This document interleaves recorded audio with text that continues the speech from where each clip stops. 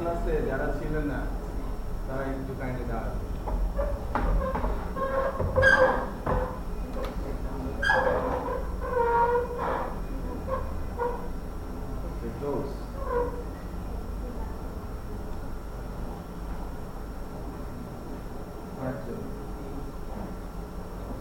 ওকে, বসেন।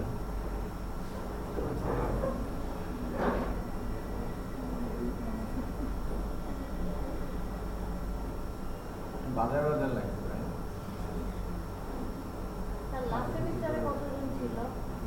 লাস্ট সেমিস্টারে 22 জন ছিল। মিস করেছেন ওই সময়টাতে, আপনারা ভর্তি হন নাই কেন? ওটা আরামে পড়ে গেছে, ওরা একজন দুইটা করে মেশিন নিয়ে পড়েছে। যাই হোক, প্র্যাকটিক্যাল কাজ থাকবে অনেক। সো ক্লাসে যদি প্র্যাকটিস না হয় প্রবলেম হবে, রাইট?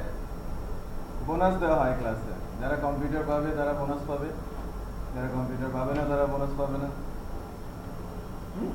ক্লাসের মধ্যে বোনাস দেওয়া হয়, তো অনেক প্রবলেম ক্রিয়েট করবে। যাই হোক, আমারও প্রবলেম হবে, অনেকগুলো খাতা কাটতে হবে, রাইট? আচ্ছা, ক্লাস আমার অলরেডি একটা শেষ। আমি কিন্তু আজকে থেকে, ইনফ্যাক্ট এখন থেকেই পড়ানো শুরু করবো। তারপরে কি হবে এটা পরে দেখা যাবে, ঠিক আছে? হ্যালো হ্যালো,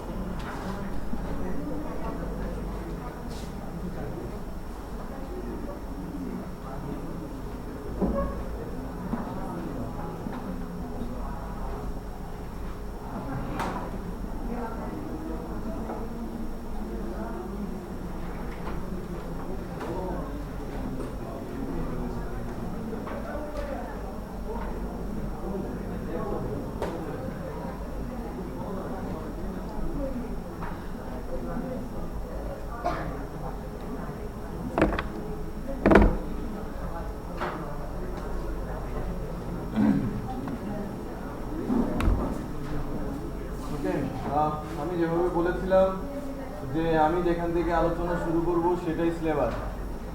ওকে, আমি যেখান থেকে আলোচনা শুরু করব, যেভাবে শুরু করব, ওয়েব সার্ভার, ডেটাবেস সার্ভার, প্রথমটা HTML5, CSS3, JavaScript, ফন্টেন, FONT, হ্যাঁ? ওয়েব সার্ভারের লাস্টে দুইটা Perl, Pascal, Apache for IIS, Tomcat,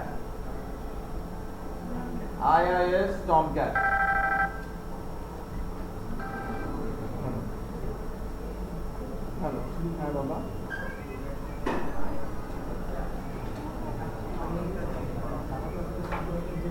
আচ্ছা ওকে ওকে বাই।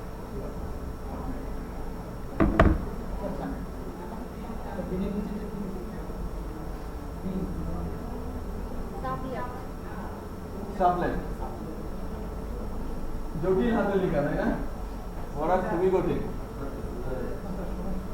আচ্ছা, আমি একটু বলে দিচ্ছি, আমি একটু বলছি। ফিঙ্গার পার্ট, ফন্টেন আছে HTML5, CSS3, JavaScript, ওকে মাঝে মাঝে লেয়ারে আছে ওয়েব সার্ভারে আছে অ্যাপাচি আরআইএস টমক্যাট ওয়েব সার্ভারের ল্যাঙ্গুয়েজ গুলো হচ্ছে PHP Java ASP.NET Perl Pascal জাভার আন্ডারে যেটা আছে Java bean servlet okay servlet হ্যাঁ ACRBE সার্ভলেট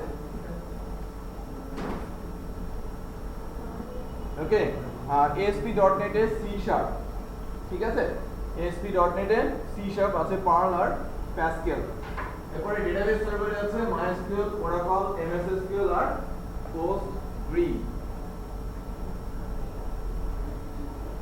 ওকে 5 5 10 100 মার্কের 20 মার্কের কোশ্চেন এখানে আছে ক্লাস টেস্টে 5 আসবে মিড টার্মে 5 আসবে ফাইনালে 10 আসবে ঠিক আছে যে 100 মার্কসের কোশ্চেন তার এগুলোই না হ্যাঁ আরো অনেক আলোচনা আছে এগুলোকে আমি এলাবোরেট করব ঠিক আছে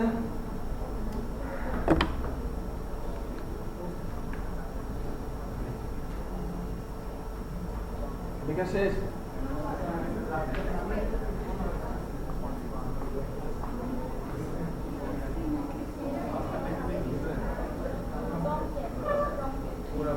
Postgre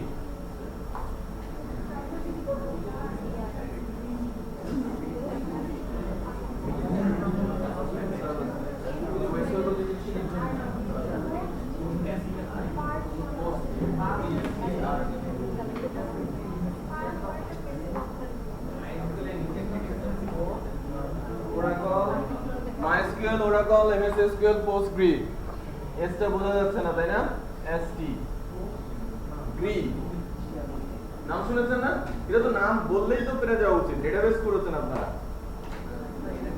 করেছেন না ডেটাবেস সার্ভারগুলোর নাম জানেন না আপনারা কাজ জানা লাগবে না তো নাম তো আমাকে জানতে হবে কাজ জানা দরকার নেই কাজ শিখিয়ে নেবে ইউনিভার্সিটি কাজ শেখায় না ঠিক আছে আমাদের নামগুলো জানতে হবে বললে বুঝে যেতে হবে তো আচ্ছা লিখা শেষ করেন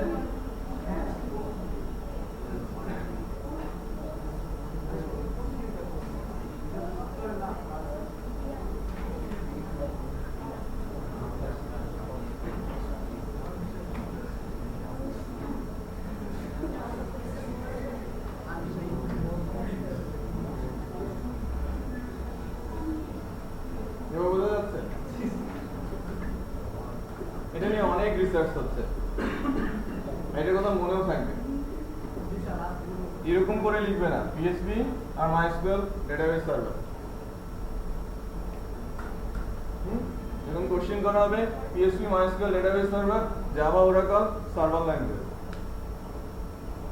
এরকম যেন না হয় আমি অ্যালার্ট করছি যে লিখতে হবে টু দ্য পয়েন্টে মার্কস পেতে হলে একটু উল্টাপাল্টা হলে একটু বলতে এটা ভয়ঙ্কর রকমের ভুল তাই না তো শূন্য পাবেন স্ট্রেট শূন্য পাবেন যতটুকু লিখবেন সলিড লেখার চেষ্টা করবেন ভুলবেন হলে শূন্য যাই হোক ভয় দেখাচ্ছি মাত্র রাইট ভয় দেখাচ্ছি আমি এই বিষয়টা নিয়ে আলোচনা করছি আমরা আসছি ওয়েব প্রোগ্রামিং এর কোর্সে তাই না ওয়েব প্রোগ্রামিং আমরা ওয়েব প্রোগ্রামিং এর টেকনোলজি গুলো নিয়ে কথা বলছি এখন আমরা তো ওয়েব প্রোগ্রামিং কি বিষয়টা জানবো ওয়েব প্রোগ্রামিং করাটা কিন্তু এখানে সম্ভব হবে না সামান্য কিছু দেখবো আমরা এখন তাই না সামান্য কিছু বিষয় এখানে দেখানো সম্ভব হবে মাত্র আমাদের হাতে আছে 30 ঘন্টা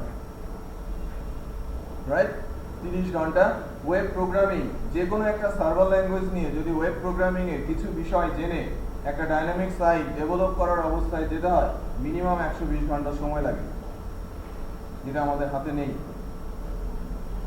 ওকে এই যে আমি সার্ভার ল্যাঙ্গুয়েজ PHP শিখবো আর জাভা শিখবো আর ASP.NET শিখবো অথবা পার্ল আর প্যাসকেল করবো দেন আমি একটা ডাইনামিক ওয়েবসাইট ডেভেলপ করব এর জন্য 120 ঘন্টা আমাকে দিতে হবে ক্লাসই করাতে হবে কত 120 ঘন্টা দেন একটা লেভেলে আপনি যেতে পারেন রাইট কিছু একটা তৈরি করা সম্ভব হবে বাট এখানে শুধু কি কনসেপ্টই দেওয়া যাবে আলোচনাই করা যাবে কি আছে রাইট তো আমাদের যে লেভেলটা এখানে আমরা যে লেভেল পর্যন্ত শিখবো বা আমরা যে লেভেল পর্যন্ত ইউনিভার্সিটি থেকে শিখে যাই, ইন্ডাস্ট্রি প্ল্যাটফর্মটা একেবারেই ডিফারেন্ট। হ্যাঁ, ওখানে কাজের কোয়ালিটি অনেক হাই, যেটা আপনারাই করবেন। তো ওই লেভেলে নেওয়ার জন্য আপনাকে নার্সিং করতে হবে 3 থেকে 6 মাস আপনাদের ওই পিরিয়ডের মধ্যে দিয়ে যেতে হবে। বোঝা যাচ্ছে? যেখান থেকে আপনারা কাজ শিখবেন, দেন না ওই লেভেলে পৌঁছবেন। এর আগে পৌঁছানো সম্ভব না। আপনি যতই অ্যাপ্লিকেশন বানান, লাইক আপনি অ্যান্ড্রয়েডে 10টা অ্যাপস বানিয়েছেন বা 100টা অ্যাপস বানিয়েছেন, নিজে নিজে বানিয়েছেন, সো আপনি প্রফেশনাল লেভেলের অ্যাপস তৈরি করতে গেলে আপনি ধরা খেয়ে যাবেন। আপনি বানিয়েছেন আপনার জন্য, অথবা দু একজনের সঙ্গে কথা বলে, বা যখন কাস্টমারের কাজ করতে যাবেন তখন অ্যাকচুয়াল ক্যালিবারটা প্রয়োজন পড়বে। টু দ্য পয়েন্টে তার রিকোয়ারমেন্ট আমাকে ফুলফিল করতে হবে। সে ইচ্ছে মতো তার কাজ চাইতে পারে, সে যা মনে করবে তাকে সেটা দিতে হবে। বোঝা যাচ্ছে? তো ওই লেভেলে যাওয়ার জন্য আমাদের অনেক কিছু শিখতে হবে। আমি লাস্ট ক্লাসে অনেকগুলো কথা বলেছি। তো প্রিপেয়ার হওয়ার জন্য অ্যালার্ট করেছি আপনাদের। ইন্ডাস্ট্রির জন্য আপনারা প্রিপেয়ার হতে পারেন। প্রিপেয়ার করার জন্য অনেক ধরনের প্রোগ্রাম রান করছে গভর্নমেন্ট, প্রাইভেট মিলে, সবাই মিলে চেষ্টা করছে যাতে বেস্ট আউটকাম পাওয়া যায়। সো আরেকটা বিষয় একটু বলে রাখি যে আমাদের ইন্ডাস্ট্রিতে, আমাদের দেশে আপাতত নেটওয়ার্কের লাইফ নেই। ওকে, সো যারা নেটওয়ার্কিং এর দিকে যাওয়ার চিন্তা করছেন, এটা ছেড়ে দেওয়ার চেষ্টা করতে হবে। নেটওয়ার্কের লাইফ নেই, লাইফ আছে প্রোগ্রামিং। ওকে, প্রোগ্রামিং আপনি যদি জানেন, দেশের কাজও করতে পারবেন, দেশের বাইরের কাজ, দ্যাট মিনস ফ্রিল্যান্সারও হতে পারেন, আপনি জবও পেতে পারেন। এবং এর জন্য লং টার্ম প্ল্যানও, লাইক আপনি 6 বছর, 7 বছর বা 10 বছর আপনার প্রোগ্রেস হবে, ইনক্রিমেন্ট লেভেলে যাবেন, আপনি হয়তো কোম্পানি খুলে বসবেন তারপর। বাট আপনি যখন নেটওয়ার্কিংয়ে যাবেন, নেটওয়ার্ক দিয়ে কোনো কোম্পানি করা যায় না। আপনি আইটি ইঞ্জিনিয়ার যখন হবেন, 5-6 বছর পর এক জায়গায় আটকে যাবেন, এর পরে যাওয়ার কোনো চান্স নেই। তারপরে আপনি কি করবেন? 4 বছর পরে আপনি কি করবেন? ওই একই স্যালারি ড্র করবেন 20 বছর? আপনার ফ্রেন্ডরা যারা আরো সামনের দিকে আগাবে, আপনাকে ওই জায়গাতেই বসে থাকতে হবে। নেটওয়ার্কিং এ অনেক কিছু আছে যেটা করে অনেক দূর পর্যন্ত যাওয়া সম্ভব, বাট বাংলাদেশে এর লাইফ নেই। আমি বাংলাদেশের পার্সপেক্টিভে বলছি। ওকে, বাংলাদেশে নেটওয়ার্কের লাইফ নেই। তো যারা নেটওয়ার্কের চিন্তা করছেন, বের হয়ে আসার চেষ্টা করবেন। যদি বাইরে চলে যাওয়ার ইচ্ছে থাকে, নেটওয়ার্কিং ভালো মতো শিখে যেতে পারেন, ওখানে দাম আছে। বিশেষ করে মিডল ইস্টে আর ইউএস, ইউকে আর কানাডা, অস্ট্রেলিয়া, এখানে নেটওয়ার্ক ইঞ্জিনিয়ারদের ভালো দাম আছে এবং তারা অনেক হাই স্যালারি জব পেতে পারে এবং তাদের ডেভেলপমেন্টেরও স্কোপ আছে। ঠিক আছে, কারণ ক্লাউডে চলে আসে, ক্লাউডের নেটওয়ার্ক ইঞ্জিনিয়ারদের অনেক অনেক অনেক বেশি কাজ এখানে ইনভলভ। প্রোগ্রামার্সদের সাথে সাথে নেটওয়ার্ক ইঞ্জিনিয়াররাও অনেক বড় বড় সফটওয়্যার ডেভেলপমেন্টের পেছনে কাজ করছে। বাট আমাদের দেশের পার্সপেক্টিভে আমাদের যে ইনফ্রাস্ট্রাকচার আগামী 5 বছরের মধ্যে ভালো একটা ফিল্ড যে জেনারেট হবে বা ক্রিয়েট হবে, এটা বলা যাচ্ছে না। ওকে, সো নেটওয়ার্কের জন্য বলছে যে লাইক যারা নেটওয়ার্ক বেসড ক্যারিয়ার করতে চাচ্ছেন, যারা প্রোগ্রামিং বা ল্যাঙ্গুয়েজ বেসড ক্যারিয়ার করতে চাচ্ছেন, অনেক অপশন আছে তাদের হাতে। অপশনগুলো হচ্ছে আপনি ডেস্কটপ বেসড অ্যাপ্লিকেশন ডেভেলপমেন্টে যেতে পারেন, বা সফটওয়্যার মোবাইল অ্যাপস যেতে পারেন, আপনি ওয়েব ডেভেলপমেন্টে আসতে পারেন। ওয়েব ডেভেলপমেন্টের কয়েকটা ট্র্যাক আছে। ওয়েব ডেভেলপমেন্টে পিএইচপি হতে পারে, ওয়েব ডেভেলপমেন্টে জাভা হতে পারে, ওয়েব ডেভেলপমেন্টে ডটনেট হতে পারে। বাট পেছনের দিক থেকে উঠে আসে পার্লার প্যাসকেল, সো এখানেও আপনারা নজর দিতে পারেন। কেউ যদি ভিজুয়াল সি বা C++ শিখেন, তাদেরও লাইফ আছে, রাইট? কাজ আছে মার্কেটে, প্রচুর কাজ আছে এবং দাম আছে। ওকে, এখন ডটনেট প্ল্যাটফর্ম ওয়েবে না হলেও কি ডেস্কটপে ভালো তাদের মার্কেট আছে, আর ওয়েবেও অ্যাপ্লিকেশন লেভেলে, এন্টারপ্রাইজ অ্যাপ্লিকেশন লেভেলে ডটনেট প্ল্যাটফর্মটা খুব বেশি ইউজ হয়। আর জাভা, যেখানে সিকিউরিটি ইস্যু, বড় প্রোগ্রাম, বড় অ্যাপ্লিকেশন, সেখানে ইউজ হচ্ছে, রাইট? এবং জাভা বেস প্রোগ্রামারদেরও অনেক ভালো দাম আছে মার্কেটে। বাট আমাদের দেশে বা সারা ওয়ার্ল্ডের পার্সপেক্টিভে যদি বলি, ওয়েব বেসড অ্যাপ্লিকেশন বা সাইট ডেভেলপমেন্টের ক্ষেত্রে ডটনেট এবং জাভা মার্কেট হারাচ্ছে। ওকে, যেটা 2002 থেকে 2007 পর্যন্ত যে অবস্থা ছিল, 2002-তে ডটনেট 82% ইউজ হতো, এখন 2014 এসে পিএসপি 82% ইউজ হচ্ছে, ডটনেট 82 থেকে কমতে কমতে 18% এসেছে। মার্কেট সে র্যাপিডলি হারাচ্ছে। জাভা প্ল্যাটফর্ম 20-25% মতো ইউজ হয়েছে কোনো একটা সময় ওয়েব ডেভেলপমেন্টের ক্ষেত্রে, বাট এখন মাত্র 2 থেকে 3% মার্কেটে কাজ পাচ্ছে তারা। Java 2-3%, .NET 18-20%। সো এরা কি ওয়েব বেসড কাজগুলো করছে, বাকি পুরোটাই 1% মতো পার্ল অ্যান্ড প্যাসকেল আছে এবং বাকিটা অ্যারাউন্ড 80% PHP বেসড কাজ হচ্ছে। ওকে, সো ওয়েব বেসড বা ওয়েব ডেভেলপমেন্ট বা ওয়েব প্রোগ্রামিং এর যে মার্কেটিং বা মার্কেট, কোন ল্যাঙ্গুয়েজটা মার্কেট দখল করেছে বা আগামী কয়েক বছর লিড করবে তার উপরে আলোচনা করছি। ঠিক আছে, এরপরে আসছে মোবাইল অ্যাপস ডেভেলপমেন্টের জন্য আইফোন এবং অ্যান্ড্রয়েডের মার্কেট বেশি, অ্যান্ড্রয়েডের কাজ বেশি। সো জাভা বেসড অ্যান্ড্রয়েড, যেটা জাভা এসি, দেন তার বেসিসে অ্যান্ড্রয়েড প্রোগ্রামিং, সো এটার মার্কেট সবচেয়ে বেশি আছে। আইফোনের মার্কেট আছে এবং এর দামও বেশি। আইফোনের ডেভেলপারের সংখ্যা কম, আমাদের দেশে শেখানোর লোকের সংখ্যা কম। ওকে, কোম্পানিগুলো খুব কম কাজ করছে আমাদের দেশে, বেশিরভাগ সফটওয়্যার কোম্পানি অ্যান্ড্রয়েড বেসড অ্যাপসই ডেভেলপ করে, আইফোনের ডেভেলপারের সংখ্যা কম। আইফোনের ডেভেলপারদের জব দেওয়ার কোম্পানির সংখ্যাও কম, বাট আউটওয়ার্ল্ডে অ্যান্ড্রয়েডের চাইতে আইফোন বা আইফোনের অ্যাপস যেগুলো এর ডিমান্ড বেশি।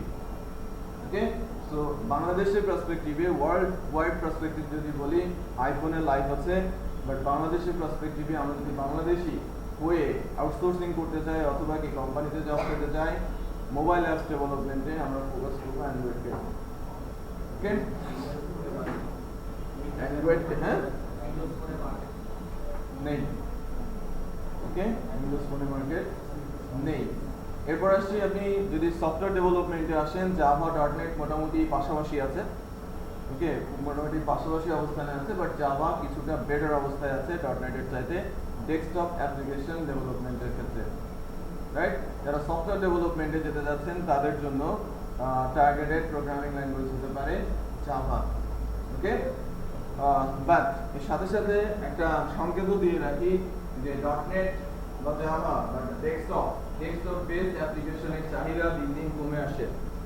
ওকে, যেটা মার্কেটে যদি আমি বলি যে ডেস্কটপ বেসড অ্যাপ্লিকেশন বা সফটওয়্যার, যেটা কিছুদিন আগে লাইক 2006-07 এর দিকে টোটাল সফটওয়্যারে প্রায় 60% কভার করেছিল, যে আমার অফিস আদালত থেকে শুরু করে যারা সফটওয়্যার ইউজ করে থাকে, সফটওয়্যার বলে 60% ডেস্কটপ বেসড হতো, 40% হতো কি ওয়েব বেসড।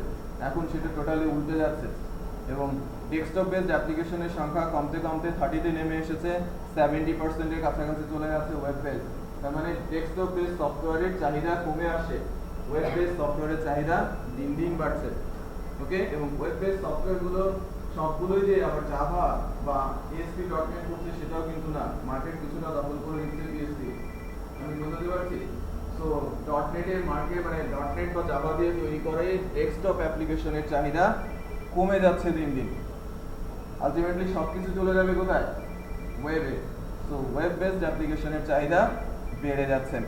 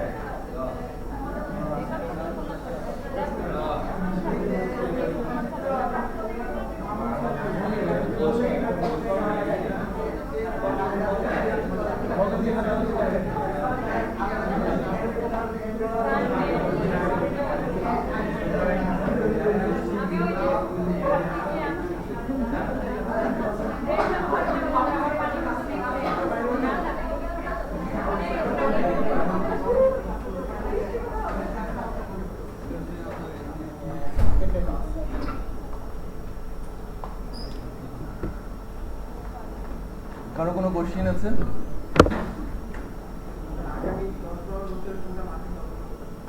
10 বছরের কথা বলা যাবে না। আপনি হয়তো আগামী 5 বছরের অবস্থা বলতে পারেন, রাইট? আগামী 5 বছরে পিএসপি দখলে থাকবে মার্কেট, ওকে? না, 10 বছর পরে পিএসপি থাকবেই কিনা তার একটা সন্দেহ আছে, ওকে?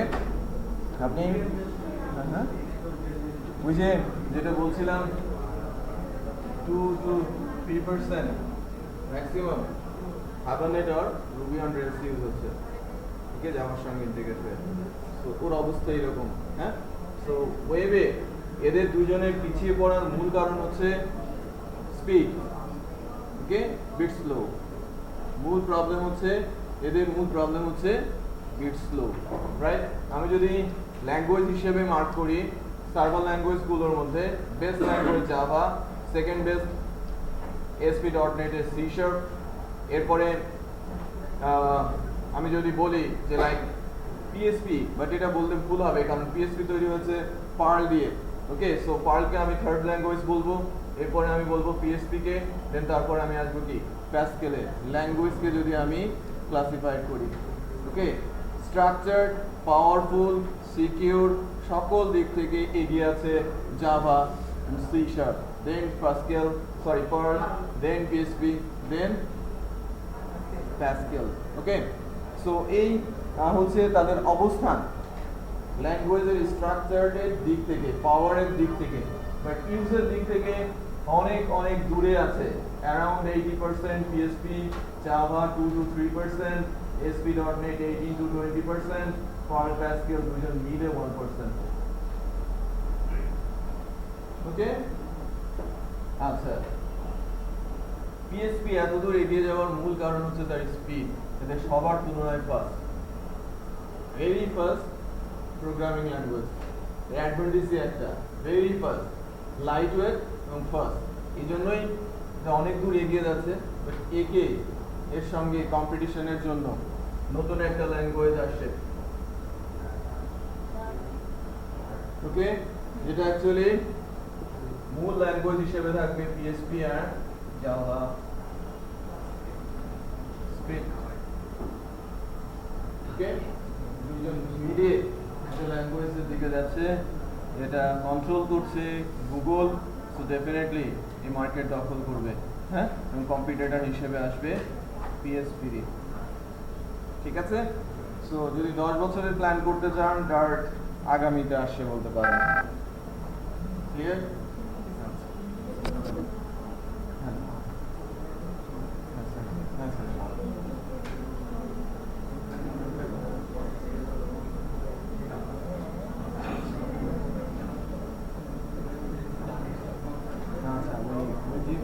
আমাদের যে কোর্সটা শুরু হওয়ার কথা ছিল সেটা আরও বেশি আছে, 30 তারিখে চলে গেছে, 30 তারিখে চলে গেছে, 30শে জুন চলে গেছে আমাদের কোর্সটা। তো আমি ডাকবো, মাঝে ডাকবো, তো ঠিক আছে, একটু বলেছিলাম যে আমি ডাকবো, কথা বলে কোন কোর্সটা কথা বলতে হবে, আলোচনা করতে হবে, সেটা আমি আলোচনা করবো। মাঝে একদিন ডেকে আমি হয়তো আপনাদের আরও ক্লাস কীভাবে নিয়ে হয় সেটা বলবো। তবে অন্তিকাকে জানি না,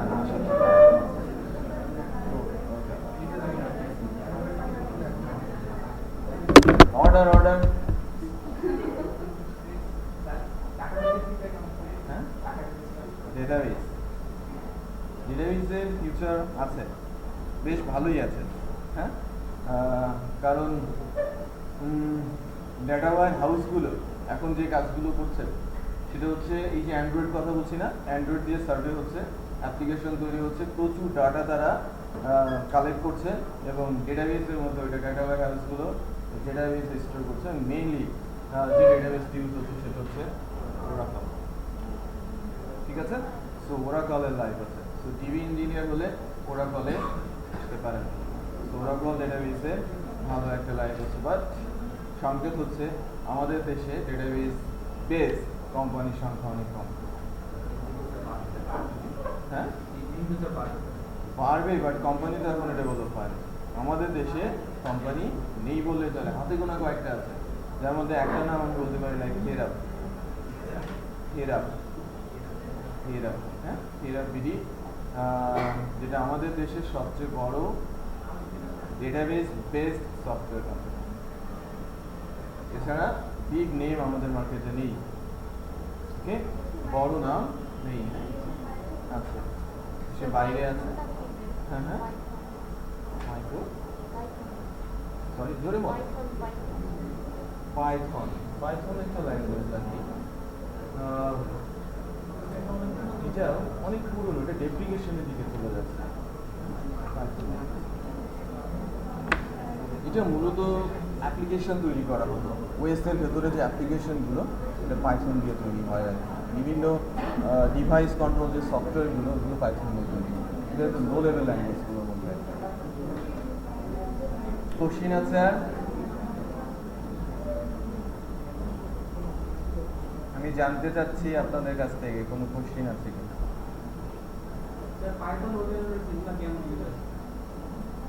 রুবি অন রেলস এটা অ্যাকচুয়ালি একটা ফ্রেমওয়ার্ক, এটা জাভা বেসড ফ্রেমওয়ার্ক, জাভার ওয়েব বেসড ফ্রেমওয়ার্ক বলতে পারেন। ওয়েব ডেভেলপমেন্টের জন্য ওখানে অনেক ফিচার আগে থেকেই ডেভেলপ করা আছে। ওখানে এমভিসি প্রোগ্রামিং ল্যাঙ্গুয়েজের ডিজাইন প্যাটার্ন সেটা ফলো করে কোড লিখতে হয়, অনেক স্মার্ট এবং স্ট্যান্ডার্ড। ঠিক আছে, তো ফ্রেমওয়ার্ক আছে যেমন জাভাতে রুবি অন রেলস আছে, পিএইচপিতে আছে কোডিগনেটর, কেক, জেন্ট, ওকে, এছাড়াও আছে ল্যারাভেল, ওয়াইআইআই, ওকে, যারা প্রোগ্রামিং ল্যাঙ্গুয়েজগুলোকে স্ট্রাকচার করেছে। Java by naturally structure language. এরপরে সেকেন্ড বেস্ট স্ট্রাকচার ল্যাঙ্গুয়েজ হচ্ছে সি প্লাস প্লাস, রাইট? ওদের কি জন্ম থেকেই তারা স্ট্রাকচার, বাট মোর স্ট্রাকচার করেছে কি আবার কি রুবি অন রেলস, যেখানে আরো অনেক ফিচার সেখানে অ্যাড করা হয়েছে এবং ওয়েব ডেভেলপমেন্টের জন্য অনেক কিছু সেখানে ইন্টিগ্রেটেড আছে। আপনি দ্যাট মিনস যেটা বলা হচ্ছে যে আপনাকে অনেক কিছু ডেভেলপ করে দিয়ে রেখেছে, আপনি ইউজ করবেন। ওকে, কুইক ডেভেলপমেন্টের জন্য সেটা আপনাকে কাজে দেবে। আবার কি যখন আপনি একটা ফ্রেমওয়ার্ক বেসড কাজ করবেন ওই অ্যাপ্লিকেশনটার লাইফ টাইম বেড়ে যাবে। ফ্রেমওয়ার্ক বেসড যখন কাজ করা হয়, কোনো একটা ডিজাইন প্যাটার্ন ফলো করে যখন কোনো প্রোগ্রামিং করা হয়, ওই সফটওয়্যারটার লাইফ টাইম বেড়ে যায়। লাইফ টাইম বলতে যে লাইক আপনি কোনো একটা সফটওয়্যার তৈরি করছেন, সেটা 1 বছর বা 2 বছর পরে পুরনো হয়ে যেতে পারে। সফটওয়্যার আবার পুরনো হয় কি করে, তাই না? ফিচারের দিক থেকে, কনসেপ্টের দিক থেকে সে পিছিয়ে পড়তে পারে। তাকে আবার কি করতে হয়, নতুন নতুন ফিচার সেখানে অ্যাড করতে হয়, আগেরগুলো আস্তে আস্তে করে সরিয়ে নিতে হয়, নতুন নতুন বিষয় সেখানে ইন্টিগ্রেশনে আসতে হয়। আদারওয়াইজ সফটওয়্যার বেশি দিন মার্কেটে টিকতে পারে না। 2002 এর বিডি জবস আর 2014 এর বিডি জবসের মধ্যে আকাশ পাতাল পার্থক্য আছে। ওখানে একটা লাইনের কোডও নেই ওই সময়টার। এখন যেখানে প্রায় 3 লাখ লাইনের কোড আছে, আগের একটা লাইনের কোডও নেই। বিষয়টা বুঝতে পারছেন? যখন শুরু করেছিল সেই কোড আস্তে আস্তে রিমুভ হয়ে গেছে, নতুন নতুন করে কোড এসেছে, নতুন ফিচার অ্যাড হয়েছে, প্রতিনিয়ত ডেভেলপ হচ্ছে। এটা কখন পসিবল হচ্ছে? যখন স্ট্রাকচার্ড ল্যাঙ্গুয়েজ, কোনো ডিজাইন প্যাটার্ন ফলো করে প্রোগ্রামিং করা হচ্ছে। আর যদি আমার ইচ্ছে মতো কোডিং করি, আমাকে যদি 100টা লাইনের কোড দেওয়া হয় নিজের করা, 7 দিন পরে নিজেই বুঝবো না, তাই কিনা? এখানে লাখস অফ লাইনের কোড দিয়ে একটা সফটওয়্যার ডেভেলপ হচ্ছে, সেগুলো যদি ডিফারেন্ট কোনো হ্যান্ড ওখানে ইনভলভ করেন বা ডিফারেন্ট কোনো প্রোগ্রামার বা নতুন কোনো প্রোগ্রামার ওখানে জয়েন করে, তার জন্য বোঝাটা অনেক কঠিন হবে। বাট যদি স্ট্রাকচার্ড হয়, ডিফাইন্ড রুলস দিয়ে হয়, তাহলে সে করতে পারবে কাজগুলো। তার মানে সেট অফ ডেভেলপার যদি চেঞ্জও হয়, আমার সফটওয়্যারে কোনো ব্যাঘাত ঘটছে না। এই কারণেই সবাই ফ্রেমওয়ার্ক বেসড কাজ করছে এখন।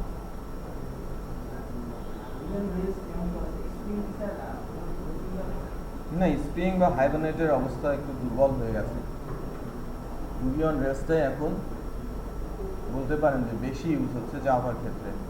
ডেফিনেট এটা Java base framework, so Ruby on রেলসটাই বেশি ইউজ হচ্ছে। পুরনো, ওকে, এটা বেশ পুরনো, লাইক 2006-07 এর দিকে রুবি অন রেলস এসেছে, সো কমপ্লিট বলতে পারেন। ঠিক আছে, স্প্রিংটা পরে এসেছে, বাট মার্কেটটা অতটা বেশি দখল করতে পারে নাই। হাইবারনেটটাও 2009-10 এর দিকে এসেছে, মার্কেট কিছুটা দখল করতে পারলেও পরবর্তীতে সে কিন্তু কম্পিটিশনে যেতে পারে নাই। ওকে, রুবি অন রেলসের সাথে। তো জাভার ব্যাপারে বলছিলাম, তো জাভার ওয়েব বেসড মার্কেট এবং ডেস্কটপ বেসড মার্কেটের বিষয় নিয়ে কথা হয়েছে। অ্যান্ড্রয়েডের ক্ষেত্রে জাভা স্বতন্ত্র, জাভা বেসড, ওকে, ওর কোনো কম্পিটিটর নেই। অ্যান্ড্রয়েড অ্যাপ্লিকেশন ডেভেলপমেন্টের জন্য জাভার সাথে কোনো কম্পিটিটর নেই, বাট কিছুটা কম্পিটিশন করতে আসছে পিএসপি, যেখানে ফোন গ্যাপের মাধ্যমে কিছু ফ্রেমওয়ার্ক ডেভেলপ করে ফোন গ্যাপের অ্যান্ড্রয়েড বেসড অ্যাপ্লিকেশন ডেভেলপ হচ্ছে। বাট যে এপিআই বেসড কাজগুলো যেগুলো হচ্ছে অ্যান্ড্রয়েডের, সেখানে আবার পিএসপি জেএসপি ইউজ হচ্ছে এপিআইগুলো ডেভেলপ করার ক্ষেত্রে। ওকে, সো ওয়েবে এভরিওয়্যার পিএসপি সব জায়গাগুলো সে দখল করে নিয়েছে। ওকে, আর জাভাস্ক্রিপ্ট, ওকে, জাভাস্ক্রিপ্ট তার সঙ্গে যাচ্ছে, এবং জাভাস্ক্রিপ্ট পিএসপি মিলে অ্যাজাক্স বেসড বা অ্যাজাক্সের মুডের কিছু কাজ এক্সিকিউট করছে, যেটা অ্যাপ্লিকেশনগুলোকে পাওয়ারফুল করছে। আর ওই অ্যাজাক্স কনসেপ্ট থেকে এসেছে কি ডার্ট, যেখানে অ্যাকচুয়ালি পেজ রিফ্রেশ বা পেজ লোড বা হাইপারটেক্সট ট্রান্সফার প্রোটোকলের ইউজ আর হয়তো থাকবে না। ঠিক আছে, সো ডেটা ট্রান্সফারের জন্য এক্সএমএলকেই বেছে নেওয়া হচ্ছে, ওকে, যাতে আমার অ্যাপ্লিকেশনগুলো অনেক বেশি ফাস্টার হয়। পেজ লোড হতে কি অনেক সময় নেয় না? পেজ লোডকে বাদ দিয়ে দেওয়ার চিন্তা করা হচ্ছে, রাইট? সব কিছু যেন পেজ লোড ছাড়াই হয়। সো ওই কনসেপ্টের দিকে যাওয়ার চেষ্টা করা হচ্ছে, বাট এর পেছনে কাজ করছে কে? জাভাস্ক্রিপ্ট আর পিএসপি। সো এটা ফিউচার মার্কেট দখল করবে আর কি।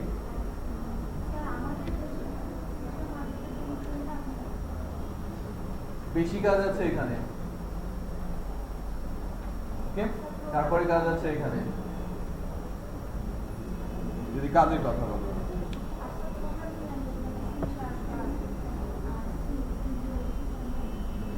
ভিজুয়াল সি মার্কেট আছে, ওয়ার্ল্ড ওয়াইড এর ডিমান্ডও আছে, বাট আমাদের দেশের পার্সপেক্টিভে যদি বলি, ভিজুয়াল সি বা সি প্লাস প্লাসের কোম্পানির সংখ্যা কম।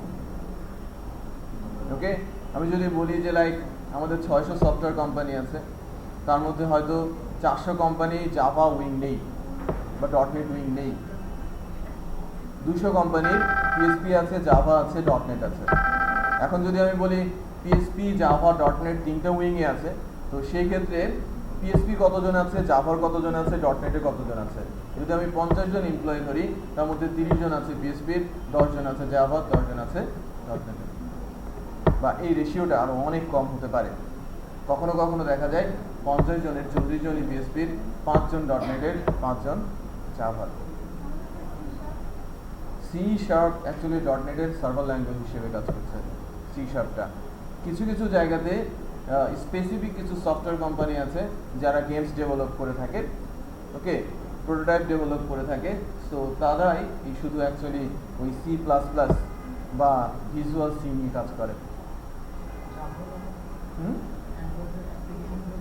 হ্যাঁ, জাভা ইউজ হয়, অ্যান্ড্রয়েডের উইংটাই অ্যাকচুয়ালি জাভা বেসড। এখন ম্যাক্সিমামই তারা অ্যান্ড্রয়েডেই কনভার্ট করে নিয়েছে, সফটওয়্যার খুব কমই ডেভেলপ হচ্ছে। ঠিক আছে, এটা মার্কেট কি বলছে সেটা বলছিলাম, ল্যাঙ্গুয়েজ তাদের কি অবস্থান সেটাও আমি বলেছি। ওকে, সো আপনারা গ্লোবাল মার্কেটে যদি যান, গ্লোবাল মার্কেটের সাথে যদি আপনি কম্পিটিশনে যান, যে বাইরে চলে যাবেন, কাজ করবেন, সো ডেফিনেটলি প্রত্যেকটা ল্যাঙ্গুয়েজেরই ডিমান্ড আছে। এখন দেখা যাচ্ছে যে এই প্ল্যাটফর্ম থেকে সুইচ করছে লোকজন। ওকে, জাভা 10 বছর করেছে কোম্পানিতে, কোম্পানি তাকে কি ছাঁটাই করে দেবে? কাজ নেই, 10 বছরে তার ডটনেট এক্সপিরিয়েন্স আছে, 20টা বা 30টা বা 50টা প্রজেক্ট সে করে ফেলেছে, হাইলি এক্সপিরিয়েন্স, অনেক স্যালারি তাকে দিতে হচ্ছে, রাইট? কোম্পানির সঙ্গে পুরোপুরি অ্যাটাচড হয়ে গেছে, তাদেরকে কি বাদ দিয়ে দিতে পারবে? তাদেরকে জব দেওয়ার কোম্পানিতে থাকতে হবে, রাইট? তো তাদের সঙ্গে কি হবে? অনেক বেশি ইন্টারফেস করা হবে। যে কাজটা করা হচ্ছে এখন, তাদের প্ল্যাটফর্ম চেঞ্জ করে ফেলা হচ্ছে, প্ল্যাটফর্মটাই চেঞ্জ করে ফেলা হচ্ছে। যে লাইক আমার একটা প্রোগ্রাম আছে অল্প দিনের মধ্যেই বাংলাদেশ ব্যাংকে, তো বাংলাদেশ ব্যাংকের ডটনেট ডেভেলপারদের কনভার্ট করতে হবে পিএইচপিতে। ফ্রেমওয়ার্ক বেসড এমভিসি প্রোগ্রামিং তাদেরকে দিয়ে, তারা এমভিসি জানে, বাট একটা ফ্রেমওয়ার্কে তাদেরকে অ্যাডপ্ট করে দিতে হবে। তাদের বেশি কিছু শেখানো দরকার নেই, তাদেরকে ঘুরিয়ে দিতে হবে, তারা সবই জানে, they are experience, but they did not know any syntax of PHP. PHP সিনট্যাক্সটা জানে না, পিএসপি কীভাবে লিখতে হয়, কীভাবে কাজ করতে হয়, এটা শুধু জানে না, বাট তারা সব ধরনের কাজ করতে পারে, তারা এক্সপার্ট, এক্সপেরিয়েন্স, বাট তাদেরকে সুইচ করার জন্য বেশি দিন সময় লাগবে না, maximum like around 50 hours, 7 days। ওকে, তার পুরোটাই ওদের প্ল্যাটফর্ম ঘুরিয়ে দেওয়া সম্ভব হবে। সে ডটনেটেও কাজ করতে পারবে তখন, সে পিএসপিতেও কাজ করতে পারবে তখন। বোঝা যাচ্ছে? তো চেঞ্জ হচ্ছে সবসময়, কি মার্কেট চেঞ্জ হতে থাকে।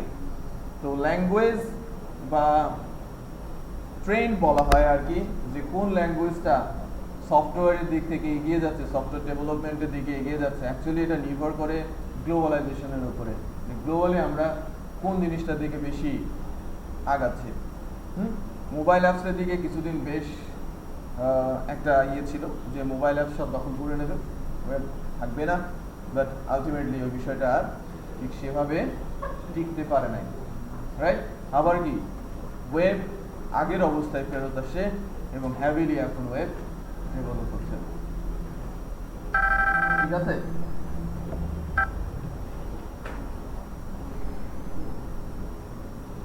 ওকে, তো ওয়েব ডেভেলপমেন্টের জন্য যে টেকনোলজিগুলো আছে, ওয়েব বেস ডেভেলপমেন্টের জন্য আমি বলছি যে ওয়েব যখন ডেভেলপ হয়, ওয়েব বেসড অ্যাপ্লিকেশন বা সফটওয়্যার বা ওয়েবসাইট বা স্ট্যাটিক ওয়েব, মূলত তিনটা পার্ট নিয়ে আমরা কথা বলি বা কাজ করি। প্রথমটা হচ্ছে কন্টেন্ট, যেটা আমাদের এন্ডে এসে এক্সিকিউট হয় ব্রাউজারে। আমরা কি ওয়েবসাইট দেখি সব ব্রাউজারে না, যেটাকে আমরা কন্টেন্ট বলি। এবং আমাদের ব্রাউজারের মধ্যে এসে তিনটা ল্যাঙ্গুয়েজ এক্সিকিউট হয়, HTML, CSS আর জাভাস্ক্রিপ্ট। ওকে, সফটওয়্যারের মাঝামাঝি লেয়ারে থাকে সার্ভার ল্যাঙ্গুয়েজ, এবং যেটা এক্সিকিউট হয় সার্ভারে।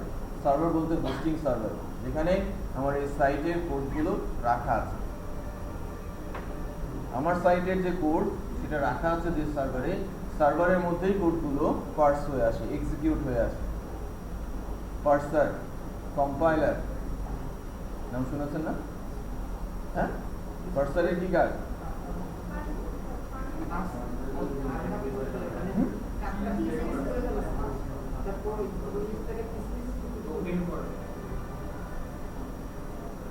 ভুল হচ্ছে,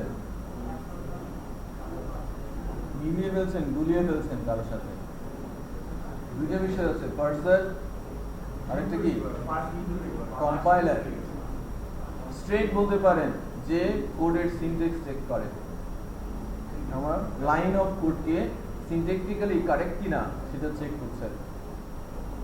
ওকে, পার্সারের কাজ কোডের সিনট্যাক্সকে চেক করা এবং ডিক্লেয়ার করা যে না ঠিক আছে।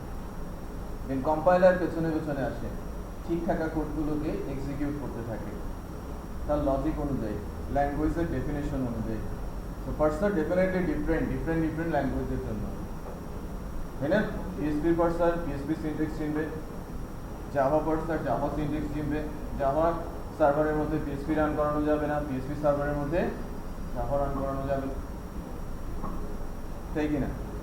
আমি যখন ব্রাউজারে আসি, ব্রাউজারেও পার্সার আছে, কম্পাইলার আছে। কারণ ব্রাউজারেও সার্ভার হিসেবে কাজ করছে কার? HTML, CSS আর জাভাস্ক্রিপ্ট। সার্ভার কি তার ডেফিনেশন দিচ্ছি। সার্ভার যেখানে কোনো ল্যাঙ্গুয়েজের ডেফিনেশন দেয়া থাকে। ডেফিনেশন বলতে ল্যাঙ্গুয়েজ কিভাবে কাজ করবে, কি তার রুলস রেগুলেশন, এটা যেখানে বলা থাকে এবং ওই দেখানো রুলস অনুযায়ী প্রোগ্রামিং কোডগুলোকে এক্সিকিউট করতে পারে, তাকেই বলা হচ্ছে ওই পার্টিকুলার ল্যাঙ্গুয়েজের সার্ভার। যেখানে ল্যাঙ্গুয়েজের ডেফিনেশন দেয়া থাকে, কি তার কাজ, কি তার সিনট্যাক্স, কি তার রুলস এবং কিভাবে এক্সিকিউট করতে হবে, এই যে বিষয়গুলো পড়ানো থাকে, বোঝানো থাকে, ওই পোর্শনটাকে বা ওই সফটওয়্যারটাকে বা ওই অ্যাপ্লিকেশনটাকে আমরা কি বলবো? সার্ভার, পার্টিকুলার ল্যাঙ্গুয়েজের সার্ভার। সি এর সার্ভার কোনটা? সি এর সার্ভার কি? সি ল্যাঙ্গুয়েজের সার্ভার কি? নেই, সার্ভার নেই। সি এর নাম কি? হ্যাঁ, নাম জানা নেই? টার্বো শুনেছেন? টার্বো সি শুনেছেন, বাট টার্বো হচ্ছে তার সার্ভার, রাইট? স্পেসিফিক লোকেশনে রাখতে হয় কোড, যার নাম কি বিন ফোল্ডার, রাইট? বোঝা যাচ্ছে? তো টার্বো হচ্ছে তার সার্ভার। তো প্রতিটা ল্যাঙ্গুয়েজেরই কি আছে এরকম সার্ভার আছে, কোনো ল্যাঙ্গুয়েজই সার্ভার ছাড়া রান করতে পারে না। সো আমার HTML CSS বা জাভাস্ক্রিপ্ট এদেরকে ক্লায়েন্ট এন্ডের ল্যাঙ্গুয়েজ বলা হচ্ছে।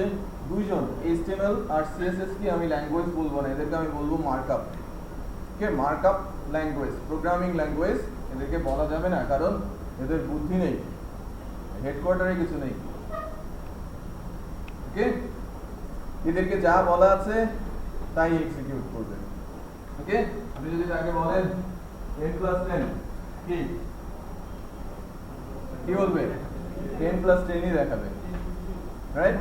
তার বুদ্ধি নেই তো সে কিভাবে বলবে এটা 20। 10+10 10 শো, 10+10 ই শো করবে, তার মানে সে এটাকে চিনতে পারছে না।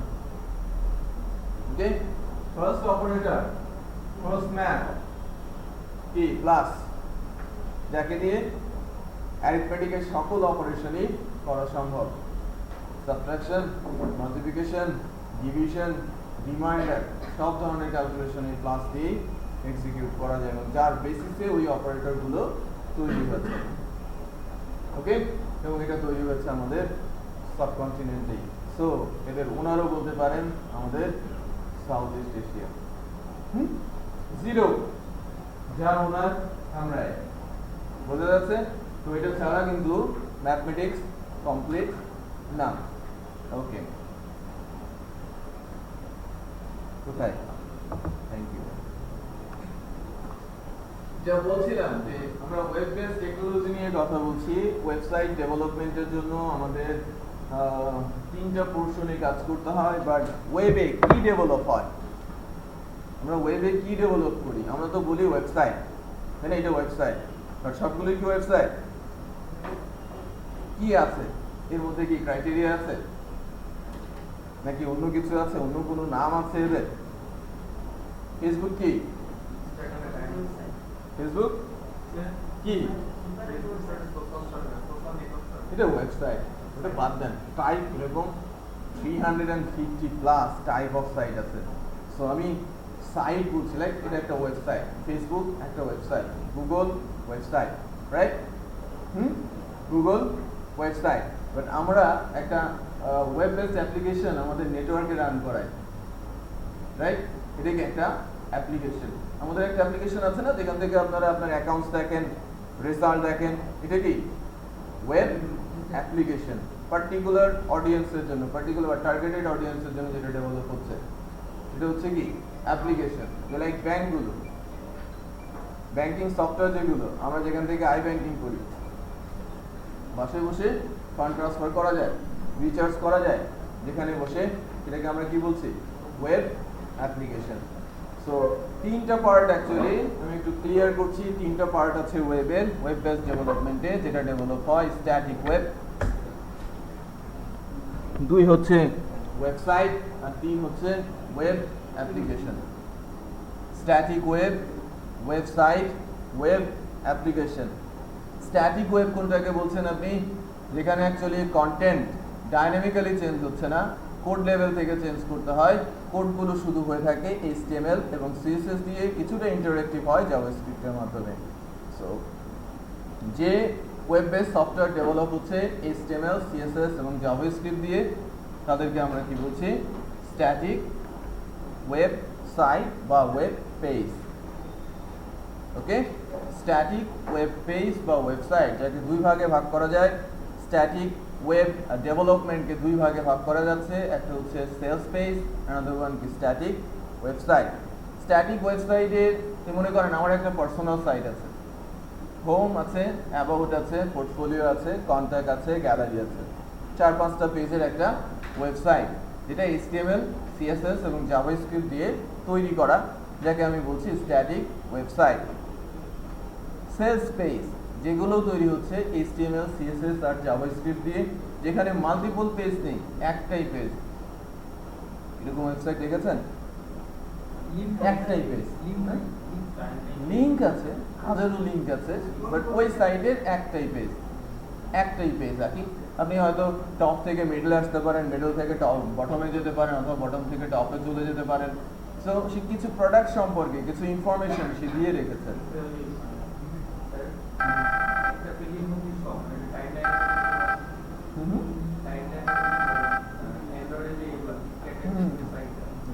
হ্যালো,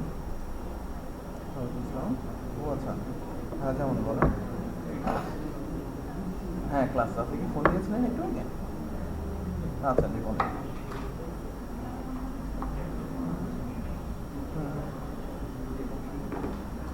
ইউজার বলতে অ্যাডমিন প্যানেল। আচ্ছা, চেক আউট করার পর ইউজার প্যানেলে থাকবে তার অর্ডারগুলো, তার উইশ লিস্টগুলো, এছাড়া আর কিছু সে ঠিক তেমনটা পাবে না। সে তার অর্ডারগুলো দেখতে পারবে, আগেকার প্রিভিয়াস অর্ডারগুলো রিপোর্ট নিয়ে নিতে পারবে, লাইক ইনভয়েস টাইপের সে ওখান থেকে নিয়ে নিতে পারবে। আর তার উইশ লিস্টে অ্যাড করা থাকলে উইশ লিস্ট প্রোডাক্টগুলো দেখা যাবে।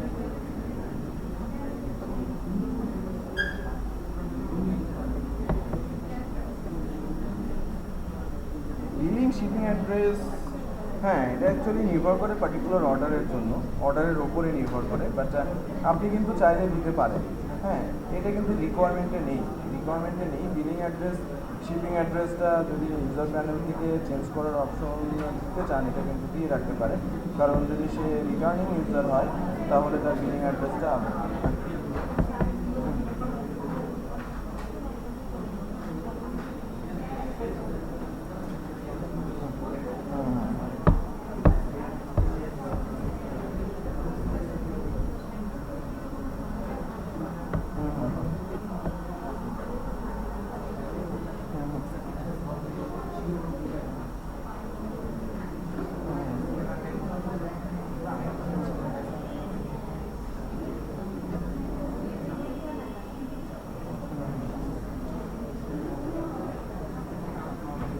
না, শিপিং অ্যাড্রেসটা দিয়ে না, বিলিংটা দিয়ে।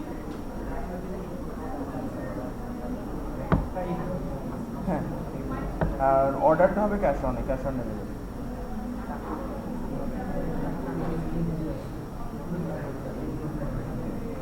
আর অ্যাডমিন প্যানেল কি ধরা হয়েছে?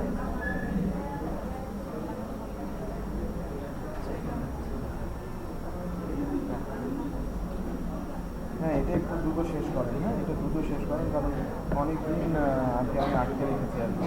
বলেছিলাম আপনাকে না, ওই যে 7 দিন 10 দিনে একটা ইয়ে হবে, ওটা অনেক দিন ধরে আমি আটকে রেখেছি, একটু আর কি প্রেশার আসছে।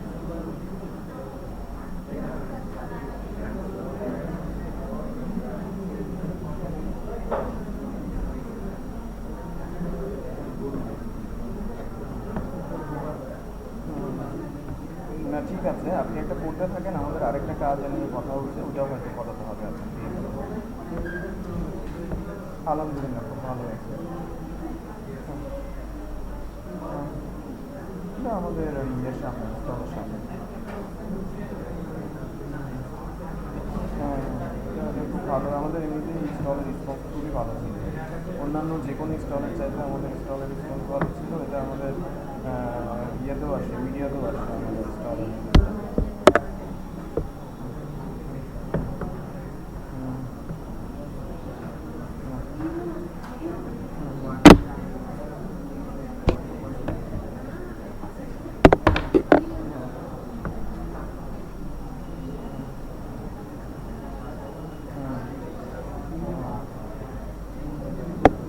এখন কি অবস্থা?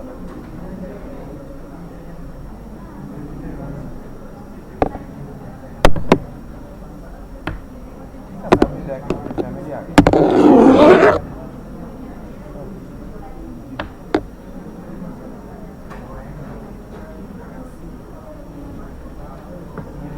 বাসায় তো না, আমাকে হচ্ছে আপনি 5:30টার দিকে একটা ফোন দিতে পারেন।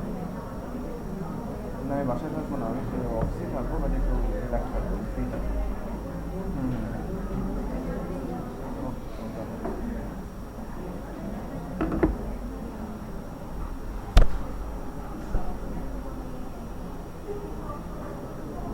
কি বলছিলাম?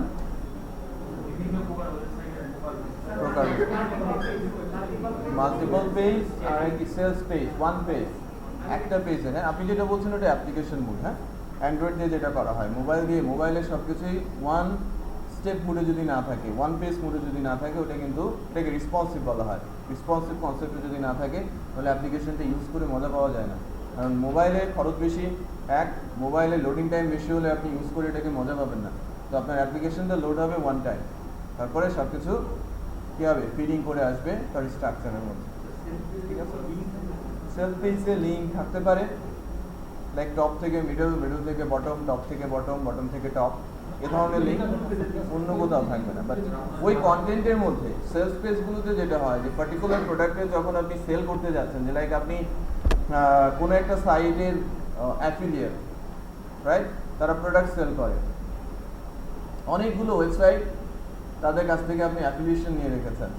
অ্যাফিলিয়েশন বলতে তার অ্যাফিলিয়েটেড কোড, কি বলে, অ্যাফিলিয়েট। আপনি তাদের অ্যাফিলিয়েট বলতে বোঝায় যে আমি তাদের এজেন্সি হিসেবে কাজ করছি, রাইট। ওয়েবে ধরনের কি অ্যাফিলিয়েট হওয়া যায়, যে কোনো একটা বড় সাইট লাইক অ্যামাজন, তার কোনো একটা প্রোডাক্ট আমি যদি সেল করে দেই, তার প্রোডাক্টের হয়তো 30% আমাকে দেবে, যে কস্টিংটা অ্যামাজন নিচে তার কাছ থেকে, তার 30% আমাকে দিয়ে দেবে, 70% অ্যামাজন রাখবে, রাইট। কারণ অ্যামাজনের ডিরেক্ট কাস্টমার সে কিন্তু না, সে আমার কাস্টমার, আমার কাছ থেকে চলে যাচ্ছে কোথায়, অ্যামাজনে। সো ডেফিনেটলি ওই পার্টিকুলার প্রোডাক্টের লিঙ্ক ওখানে রাখতে হবে সেলস পেজে। আপনি প্রোডাক্ট সম্পর্কে সুন্দরভাবে লিখেছেন, তারপরে যখনই অ্যাড টু কার্ট বলা হচ্ছে অথবা কি বাই বলা হচ্ছে, বাই দিস প্রোডাক্ট, ক্লিক করে চলে যাচ্ছে কোথায়, অ্যামাজন। আমি জাস্ট একটা এক্সাম্পল বলছি, অ্যামাজন একটা এক্সাম্পল সাইট হিসেবে বলছি, এবং হাজারো ওয়েবসাইট আছে যারা অ্যাফিলিয়েশন দেয়।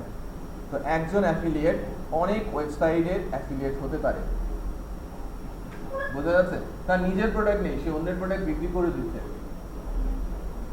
মহল্লাগুলোতে দেখেন না, যে যখন আপনি শোরুমে যান, একটা পার্টিকুলার ব্র্যান্ডের শোরুমে যান, বাট মহল্লাগুলোতে যে শোরুম দেখা যায়, ওদের সাইনবোর্ডে কি দেখা যায়, ইলেকট্রা, স্যামসাং, র্যান্স, তোশিবা সব আছে, এবং তাদের প্রোডাক্টও সব আছে। তারা তাদের কাছ থেকে প্রোডাক্ট এনে সেল করছে, রাইট, কিছু কমিশন তারা পাচ্ছে, রাইট। এটি কি দেখুন, ওয়েবে এ ধরনের ওয়েবসাইটের সংখ্যা প্রচুর, যেটা যাকে আমরা বলছি কি সেলস পেজ। সেলস পেজ বলছি, ওয়ান পেজ ওয়েবসাইট। হ্যাঁ, নাম জানা নেই, আপনি সেলস পেজ গুগলে সার্চ দিলে অনেক লিস্ট আছে। ওকে, তো 2 নম্বর বলছিলাম ওয়েবসাইট। এখানে দুইটা পার্ট আছে, ডাইনামিক ওয়েবসাইট আর ওয়েবসাইট। ঠিক আছে, ডাইনামিক ওয়েবসাইট আর ওয়েবসাইট। ডাইনামিক ওয়েবসাইট বলতে বোঝায় যে লাইক যে সাইটটাকে অ্যাডমিন প্যানেলের থ্রুতে বা সাইট ওনার টোটাল কন্ট্রোল করতে পারে কোনো একটা প্যানেলের মাধ্যমে, তাকে আমি বলছি ডাইনামিক ওয়েবসাইট, এবং যার কন্টেন্টগুলো প্রতিনিয়ত চেঞ্জ হয়। লাইক ফেসবুক কন্টেন্ট চেঞ্জ হয় না, আমি নিজে কন্টেন্ট দিলে তো ওটা আপডেট হয়ে যাবে, রাইট। আমার প্রতিনিয়ত ইমেল আসছে, রাইট। নিউজ পেপারগুলো প্রতিনিয়ত নিউজ চেঞ্জ করছে, এগুলো সবই কি ডাইনামিক ওয়েবসাইট। স্কুলের ওয়েবসাইট, আমাদের university website, university admin panel থেকে রেজাল্ট আপলোড করলে আপনার ওয়েবসাইট থেকে দেখে নিতে পারছেন, এটা ডাইনামিক ওয়েবসাইট। যেখানে টেকনোলজি হিসেবে ইউজ হচ্ছে কন্টেন্টের এই ল্যাঙ্গুয়েজগুলো, কোনো একটা সার্ভার ল্যাঙ্গুয়েজ, একসঙ্গে দুইটা সার্ভার ল্যাঙ্গুয়েজ কখনোই ইউজ হতে পারবে না, ঠিক আছে, এবং কোনো একটা ডেটাবেস সার্ভার। তো টেকনোলজি যখন আমি বলবো যে স্ট্যাটিক ওয়েবের জন্য টেকনোলজি হচ্ছে HTML, CSS and JavaScript. Website বা ডাইনামিক ওয়েবসাইটের জন্য একটু ডিফারেন্ট টেকনোলজি ইউজ হচ্ছে। ডাইনামিক ওয়েবের জন্য ইউজ হচ্ছে কন্টেন্টের সকল ল্যাঙ্গুয়েজ, কোনো না কোনো একটা সার্ভার ল্যাঙ্গুয়েজ এবং একটা মিনিমাম ডেটাবেস সার্ভার। আর ওয়েবসাইট যেগুলোকে বলছি ডাইনামিক একটা, আর একটা বলছি কি ওয়েবসাইট। কিছু সাইট আছে যেখানে গিয়ে দেখবেন যেন আমার ইনস্ট্রাকশনগুলো মেনে আউটপুট দেখাতে পারছে, বাট আমার ইনস্ট্রাকশনগুলো লং টাইমের জন্য মনে রাখতে পারছে না।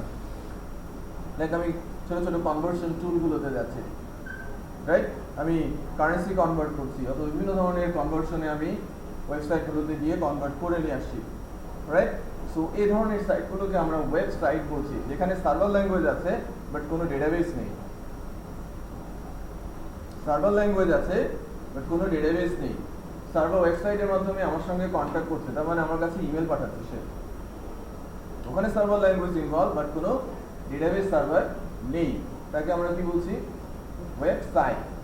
সো সবগুলোই কিন্তু ওয়েবসাইট না, ম্যাক্সিমামই কি ডাইনামিক ওয়েবসাইট, তাই না? ওকে, এরপর আসছি লাস্ট যেটা অ্যাপ্লিকেশন। এটা ওয়েবসাইট, ডাইনামিক ওয়েবসাইট আর অ্যাপ্লিকেশন সেম টেকনোলজি ইউজ করে। ডাইনামিক ওয়েবসাইট যেমন ফন্ট এন্ড ল্যাঙ্গুয়েজগুলো কোনো একটা সার্ভার ল্যাঙ্গুয়েজ এবং কোনো একটা ডেটাবেস সার্ভার ইউজ করে। অ্যাপ্লিকেশনগুলো ঠিক তাই, সকল ফন্ট এন্ড ল্যাঙ্গুয়েজ, কোনো একটা সার্ভার ল্যাঙ্গুয়েজ এবং কোনো একটা ডেটাবেস সার্ভার ইউজ করছে, বাট তাদের টার্গেটেড অডিয়েন্স বা সফটওয়্যারের ডিজাইন মূল কিছুটা ভিন্ন। কিছুক্ষণ আগেই বললাম যে ব্যাংকিং সফটওয়্যারগুলো সবার জন্য না, সবাইকে আমরা অ্যাক্সেস পাই। আমাদের ইউনিভার্সিটির যে একটা অ্যাপ্লিকেশন আছে ওটার অ্যাক্সেস কি সবাই পায়? তো টার্গেটেড অডিয়েন্স সেটা ইউজ করছে, এটাকে আমরা কি বলছি? Web application. Okay, so web অ্যাপ্লিকেশনগুলোতে মূলত একটা ডেটাবেস খুব কমই ইউজ করা হয়ে থাকে। সিকিউরিটির জন্য একাধিক ডেটাবেস ইউজ করা সেখানে হয়ে থাকে। ডাটা যেখানে ইম্পর্টেন্ট, ব্যাংকের সকল ডাটা ইম্পর্টেন্ট, আমাদের ইউনিভার্সিটি সকল ডাটা ইম্পর্টেন্ট না? আগে ডাটাগুলো যদি লস্ট হয়ে যায়, যদি এক জায়গায় রাখি কোনো কারণে জ্বলে গেল, পুড়ে গেল, রাইট, যদি ব্যাকআপ না থাকে বলতে পারেন, এটাকে অ্যাপ্লিকেশন বলাটাই শ্রেয় হবে, কারণ এটা ইউনিভার্সাল না, সবাই এটাকে ইউজ করছে না বা ইউজ অ্যাক্সেস করতে পারছে না। এখন আমি অ্যাপ্লিকেশনের কনসেপ্ট নিয়ে আসছি। ম্যাক্সিমাম অ্যাপ্লিকেশনই ডুয়েল ডেটাবেস সার্ভার ইউজ করে থাকে। ডুয়েল ডেটাবেস বলতে যে লাইক ওখানে ম্যাক্সিমাম ক্ষেত্রেই পিএসপির সাথে মাইস্কুয়েল হোক, Java MySQL or C sharp MySQL, maximum ক্ষেত্রে ওয়েবের জন্য মাইস্কুয়েল ইউজ হচ্ছে পার্সেন্টেজ 99%, বাকি তিনটা মিলে 1% ওয়েবের ইউজের দিক থেকে, রাইট? এখানে 80% পিএসপি আমরা বলে থাকি পিএসপি মাইস্কুয়েল, তাই না? তার মানে বলা হয় যে পিএসপির সাথে অলওয়েজ কি যাবে? মাইস্কুয়েল। বাট মাইস্কুয়েল জাভার সঙ্গেও যাচ্ছে, আবার ডটনেটের সঙ্গে যাচ্ছে। যেমন ওয়েবের কথা আসছে, ওয়েবের কথা বলছি, যখন ডেস্কটপের কথা হচ্ছে জাভার সাথে ওরাকল যাচ্ছে, আর সি শার্পের সাথে এমএস এসকিউএল অথবা এসকিউএল সার্ভার যাচ্ছে। ঠিক আছে? তো টেকনোলজিগুলো ডিফারেন্ট টাইমে ডিফারেন্ট অ্যাকশন এক্সিকিউট করে। বাট আমি যখন মাইস্কুয়েলের কথা বলছি, জাভা, সি শার্প, পিএসপি সবাই কিন্তু ওয়েবের জন্য মাইস্কুয়েলকেই বেছে নিচ্ছে। মূল কারণ প্রত্যেকের, মানে এই দুজনের তুলনায় তো 3 টাইমস ফাস্টার মাইস্কুয়েল, রাইট? ওরাকল এবং এমএস এসকিউএল এর তুলনায় অনেক বেশি ফাস্ট আসে। হ্যালো,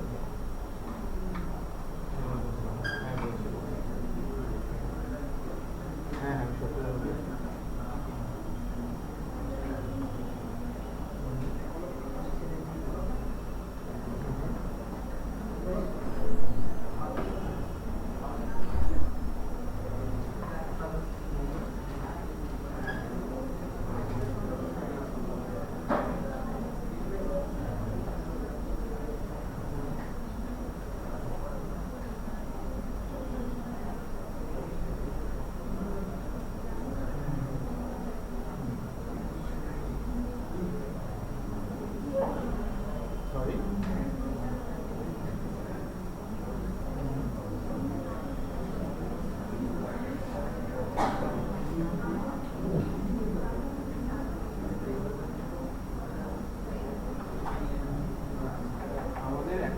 আমি কনফার্ম করে নিই আমাদের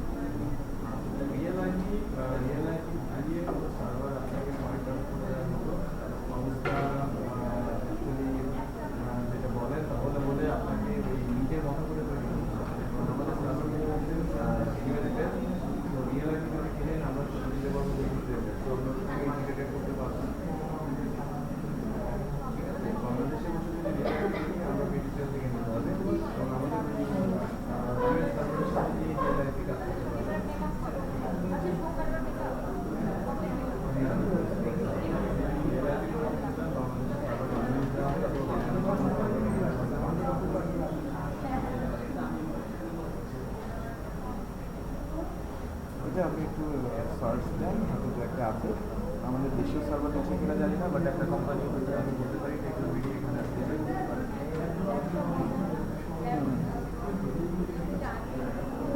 ওকে ওকে, হ্যাঁ আপনি কথা বলেন। হ্যাঁ সব হ্যাঁ বুঝি নাই, প্রিন্টারে বের পাবেন।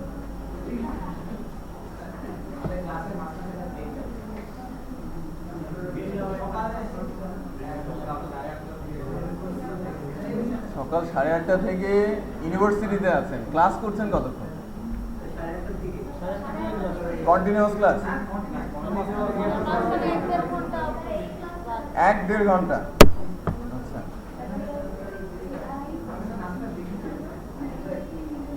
তাহলে আমি একটু বলে নেই,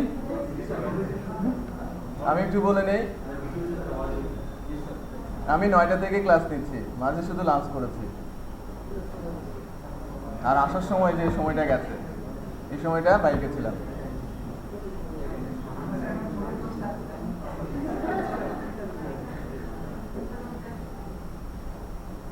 আচ্ছা কিছুটা ব্রেক দরকার, ব্রেক 5 মিনিট পেলে আপনারা 15 মিনিট নেন, এটা হচ্ছে সমস্যা। 10 মিনিট দিলে তো আধা ঘন্টা নেবে। হ্যাঁ কয়টা বাজে? ক্লাস 9:30 পর্যন্ত হবে।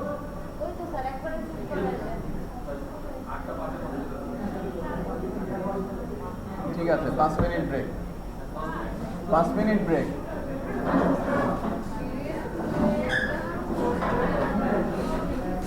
দৌড়ান দৌড়ান, যে যেখানে যাবেন দৌড়ান।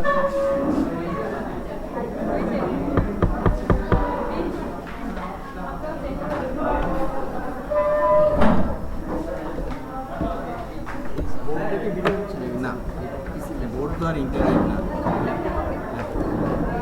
বোর্ডটা আপনি ভিডিও করতে পারবেন না। আমার যদি ইন্টারনেট বোর্ড হতো। গেমস খেলেন না? আচ্ছা আমরা শুরু করছি। হ্যাঁ ফাঁকা মাঠে আমরা কিছুক্ষণ গোল দিয়ে নিই।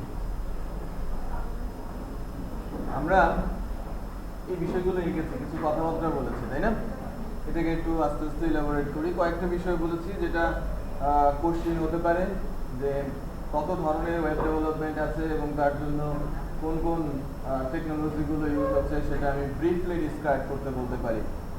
শর্টে আমি যেভাবে বলেছি ঠিক সেভাবে, যে কত ধরনের ওয়েব ডেভেলপমেন্ট হয় এবং তার ইউজ টেকনোলজিগুলো কী কী, রাইট? এটা জাস্ট আমি যা বলেছি টু দ্য পয়েন্টে লিখে দিলেই চলবে। তো এখন কিছুটা এলাবোরেশনে যাচ্ছি, যে ফ্রন্ট এন্ড বলতে আমি কি বোঝাচ্ছি, সার্ভার এন্ড বলতে আমি কি বোঝাচ্ছি, বা ডেটাবেস এন্ড বলতে কি বোঝাচ্ছি। মনে করেন যে কোনো একটা রোবট আমি তৈরি করছি, রাইট? রোবট তৈরি করছি, রোবটকে যখন আমি তৈরি করছি স্কেলেটন যখন হচ্ছে তখন কি ওই স্টিল বা লোহা যাই হোক আপনি সেটা দিয়ে বানাচ্ছেন এবং এর সাথে আপনি HTML আর CSS কে কি মেলাতে পারেন। মূলত তার স্কেলেটন যখন হবে তখন আপনি তাকে HTML-ই বলবেন, রাইট? ফার্নিশ করা হবে না, তাকে প্রলেপ দেওয়া হবে কিছু দিয়ে, সেটা হচ্ছে তার CSS, দেখতে যেন সুন্দর দেখায়। HTML স্ট্রাকচার দাঁড় করায়, CSS এটাকে সুন্দর দেখানোর কাজ করে, রাইট? ইন্টারঅ্যাক্টিভনেস, যে লাইক আপনি টাস্ক করছেন তার সঙ্গে কিছু টাস্ক প্যাড অ্যাড করেছেন, টাস্ক করার সঙ্গে সঙ্গে রিঅ্যাক্ট করবে। ওই যে টাস্ক প্যাডগুলো কি রিঅ্যাকশন দেবে সেটা জানা নেই, বাট রিঅ্যাক্ট করার জন্য কিছু টাস্ক প্যাড আপনি অ্যাড করেছেন, রাইট? তো এটা হচ্ছে অ্যাকচুয়ালি কি জাভাস্ক্রিপ্ট, যেটা আমার ক্লায়েন্ট এন্ডকে ফ্রন্ট এন্ডকে ইন্টারঅ্যাক্টিভ করবে, পাওয়ারফুল করবে। ওকে, এবার আসি যে রোবট বানিয়ে রাখা হয়েছে সে শুধু দাঁড়িয়েই থাকবে, কোনো কমান্ড সে নিতে পারবে না বা একা একা সে এক্সিকিউট করতে পারবে না। যদি কোনো কমান্ড সে নেয় অথবা একা একা কোনো কিছু করার অবস্থায় নিতে হয়, তাকে ব্রেন ইনভলভ করতে হবে, তাই না? তার ভেতরে ব্রেন দিতে হবে, তাকে আর্টিফিশিয়াল ইন্টেলিজেন্স তার ব্রেনের মধ্যে রাখতে হবে। তার মানে আমার দরকার পড়বে কি প্রোগ্রামিং ল্যাঙ্গুয়েজ, তাই না? ব্রেন ডেভেলপ করার জন্য ইউজ হবে কোনো না কোনো একটা সার্ভার ল্যাঙ্গুয়েজ, যদি আমি সফটওয়্যারের কথা বলি। ওকে, ইউজারের কমান্ড হ্যান্ডেল করা, সেই অনুযায়ী ডাটা প্রসেস করে আবার রেসপন্স করা, এই কাজগুলো করে দেবে কি সার্ভার ল্যাঙ্গুয়েজ। তো কোনো একটা কমান্ড দিচ্ছি, সে কমান্ড অনুযায়ী তার কাজ এক্সিকিউট করছে, রাইট? আমি তাকে হ্যালো বললাম, সে হ্যালো বলল, বাট তারপরে ওই হ্যালো কথাটা তার আর জানা নেই, মনে নেই, রাইট? আপনি যা বলছেন তাই সে রেসপন্স করছে, এতটুকুই তার জানা। বাট আমি যা বলছি সে রেসপন্স করার সঙ্গে সঙ্গে কথাগুলোকে সে জমিয়ে রাখছে, পরে কেউ যদি কিছু বলে মিলিয়ে যেন কিছু একটা সে করতে পারে, রাইট? আমি লাইক কাউকে 2-3টা ওয়ার্ড শিখিয়েছি, 2-3টা ওয়ার্ড মিলিয়ে লাইক 2-4টা যে সেন্টেন্স বানানো সম্ভব সেটা যেন সে করতে পারে। এই অবস্থায় সে নেই, তার মানে কি? তার মেমোরি নেই, রাইট? তার মেমোরি নেই, কোথাও সে ডাটা বা ইনফরমেশন জমিয়ে রাখতে পারছে না। ক্লিয়ার? যখন ওই রোবটটাকে আমি একবারে কমপ্লিট রোবট বলবো, যে আমার কমান্ড মানছে, আমার কমান্ডগুলো সে মনে রাখতে পারছে এবং মনে রেখে সে পরবর্তীতে কোনো অ্যাকশন এক্সিকিউট করতে পারছে, তো তাকে অবশ্যই কি মেমোরি দিতে হবে, রাইট? তো মেমোরিটা হচ্ছে কি আমাদের ডেটাবেসে যে ইনফরমেশন গুলো, যে সিস্টেমটা রিসিভ করে রাখবে, অর্গানাইজ করে ধরে রাখবে এবং ডাটা প্রসেস করে আবার রেসপন্স করতে পারবে, সেটাই কি ডেটাবেস সার্ভার। ওকে, যখন কোনো অ্যাপ্লিকেশন বা ওয়েবসাইট ডেভেলপ হবে, ক্লায়েন্ট ডেভেলপ হবে HTML দিয়ে, এটাকে ফার্নিশ করা হবে CSS দিয়ে, ইন্টারঅ্যাক্টিভ করা হবে জাভাস্ক্রিপ্ট দিয়ে। ব্রেইন ডেভেলপ হবে কোনো না কোনো একটা সার্ভার ল্যাঙ্গুয়েজ ইউজ করে, আর মেমোরি হিসেবে কাজ করবে ডেটাবেস সার্ভারগুলো, তাই না? তো ডেটাবেস সার্ভার যে কোনো একটা, এটা আমাদের ওই সফটওয়্যারের মেমোরি হিসেবে কাজ করবে। যখন আমি ওয়েব ডেভেলপমেন্টে যাচ্ছি, যে টেকনোলজিগুলো আছে এই টেকনোলজিগুলোর কথা আমার ক্লায়েন্ট আমাকে বলে দেবে যে কোন কোন টেকনোলজি ইউজ করতে হবে, রাইট? তার উপর বেস করে রিকোয়ারমেন্ট অ্যানালাইসিস হবে এবং রিকোয়ারমেন্ট অ্যানালাইসিসের পর তাকে হয়তো আমরা প্রপোজাল দিব যে এই সাইটটা তৈরি করতে এত সময় লাগবে, এত ঘন্টা লাগবে, লাইক এতগুলো ডেভেলপার লাগবে, এতটা কস্ট লাগবে, রাইট? এটা ভেরি করে ল্যাঙ্গুয়েজের উপরে। লাইক কোনো একটা অ্যাপ্লিকেশন যদি আমরা ডেভেলপ করতে যাই, কখনো কখনো দেখা যায় যে লাইক জাভা দিয়ে যদি কোনো একটা অ্যাপ্লিকেশন, লাইক কোনো একটা অ্যাপ্লিকেশন এসেছে, রিকোয়ারমেন্ট এসেছে, রিকোয়ারমেন্ট অ্যানালাইসিস করে দেখা যায় যে সে কোনো ল্যাঙ্গুয়েজ চুজ করছে না, সে ল্যাঙ্গুয়েজ বলে দেয় নাই, বা ক্লায়েন্ট ল্যাঙ্গুয়েজ সম্পর্কে জানেই না, রাইট? সে আমাকে কোনো একটা সাইট ডেভেলপ করে দিতে বলছে। আমি যদি টাইম ক্যালকুলেশন করি যে কোনো একটা পার্টিকুলার সাইট, লাইক কোনো একটা ই-কমার্স টাইপ সাইট আমি ডেভেলপ করবো, সেটা যদি PHP দিয়ে হয়, মিড লেভেল ই-কমার্স, লাইক ই-কমার্সের 3টা স্তর আছে, বেসিক, মিড, কমপ্লিট। ওকে, সো কোনো কমপ্লিট লেভেলের ই-কমার্স টাইপ সাইট তৈরি করতে যেখানে আমার লাইক 1 ইয়ার লাগতে পারে PHP দিয়ে 3 জন ডেভেলপারকে, রাইট? এখানে জাভাতে 1.3 ইয়ার লাগতে পারে 3 জন ডেভেলপারে, এখানে around 1.23 বা 2 ইয়ার লাগতে পারে 3 ডেভেলপারে। তো এখানে দেখা যাচ্ছে যে জাভা বা .NET দিয়ে PHP এর তুলনায় বেশি সময় লাগছে অ্যাপ্লিকেশনটা ডেভেলপ করতে, রাইট? সো কস্ট এখানে ইনভলভ, কারণ জাভার ডেভেলপার বা .NET এর ডেভেলপারের চার্জ বেশি PHP এর তুলনায়, রাইট? কারণ মার্কেটে অ্যাভেলেবেল কি PHP ডেভেলপারের সংখ্যা অনেক বেশি, চয়েস অনেক বেশি, সো কস্টিংটা কিছুটা কম প্রাথমিকভাবে। আমি বলছি এই বিষয়টা প্রাথমিকভাবে, যে প্রথম 3 বছর 3 ইয়ার্স PHP ডেভেলপাররা জাভা বা .NET এর ডেভেলপারের চাইতে আর্থিকভাবে পিছিয়ে থাকবে, স্যালারিটা কম থাকবে, বাট 3 বছর পর তাদের স্যালারি স্ট্রাকচার হয়তো কেউ বাড়তেই থাকবে আর কেউ একটা জায়গায় গিয়ে স্টেবল হয়ে যাবে। তাহলে যাদের কাজ কম, ডেফিনেটলি তারা অনেক প্রেসারে থাকবে কোম্পানিতে এবং তারা বলতেও পারবে না যে আমার ইনক্রিমেন্ট দেন, তাই কিনা? যারা রেগুলার বেসিস কাজ করছে প্রতিনিয়ত তারা ইনক্রিমেন্টের জন্য কোম্পানিকে প্রেসার দিতে থাকবে। তো এক সময় যেটা দেখা যায় যে আফটার 5 ইয়ার্স এই জাভা বা .NET ডেভেলপারকে ছাড়িয়ে যাচ্ছে PHP ডেভেলপাররা, কারণ তাদের কাজের প্রেসার বেশি। প্রাথমিকভাবে তারা কিছুটা পিছিয়ে থাকে। লাইক আপনি 8,000 টাকা দিয়ে PHP ডেভেলপার পেতে পারেন, জাভা বা .NET এ পাবেন না। ইনিশিয়ালি তারা 16 to 20 চার্জ করবে। রাইট? সো আমি ডটনেট জানি, আমি জাভা জানি, রাইট? বোঝা যাচ্ছে? মিনিমাম বলছি, যেটা ultimately after 3 years or 5 years এটা কিন্তু মুডটা চেঞ্জ হতে থাকে। ওকে, আচ্ছা, তো টেকনোলজি নিয়ে কথা হচ্ছে, কোথায় গিয়ে কাজ করছে, এবার কিছু সার্ভার নিয়ে আমি কথা বলবো। মাইস্কুয়েল এর কথা আমি বলছিলাম যে মাইস্কুয়েল বেশি ইউজ হওয়ার পেছনে মূল কারণ হচ্ছে এর মেইনটেনেন্স কস্ট কম, অনেক বেশি faster, so response time very fast আর কি। এই কারণেই আমার এই মাইস্কুয়েলটা সবচেয়ে বেশি ইউজ করা হয়ে থাকে।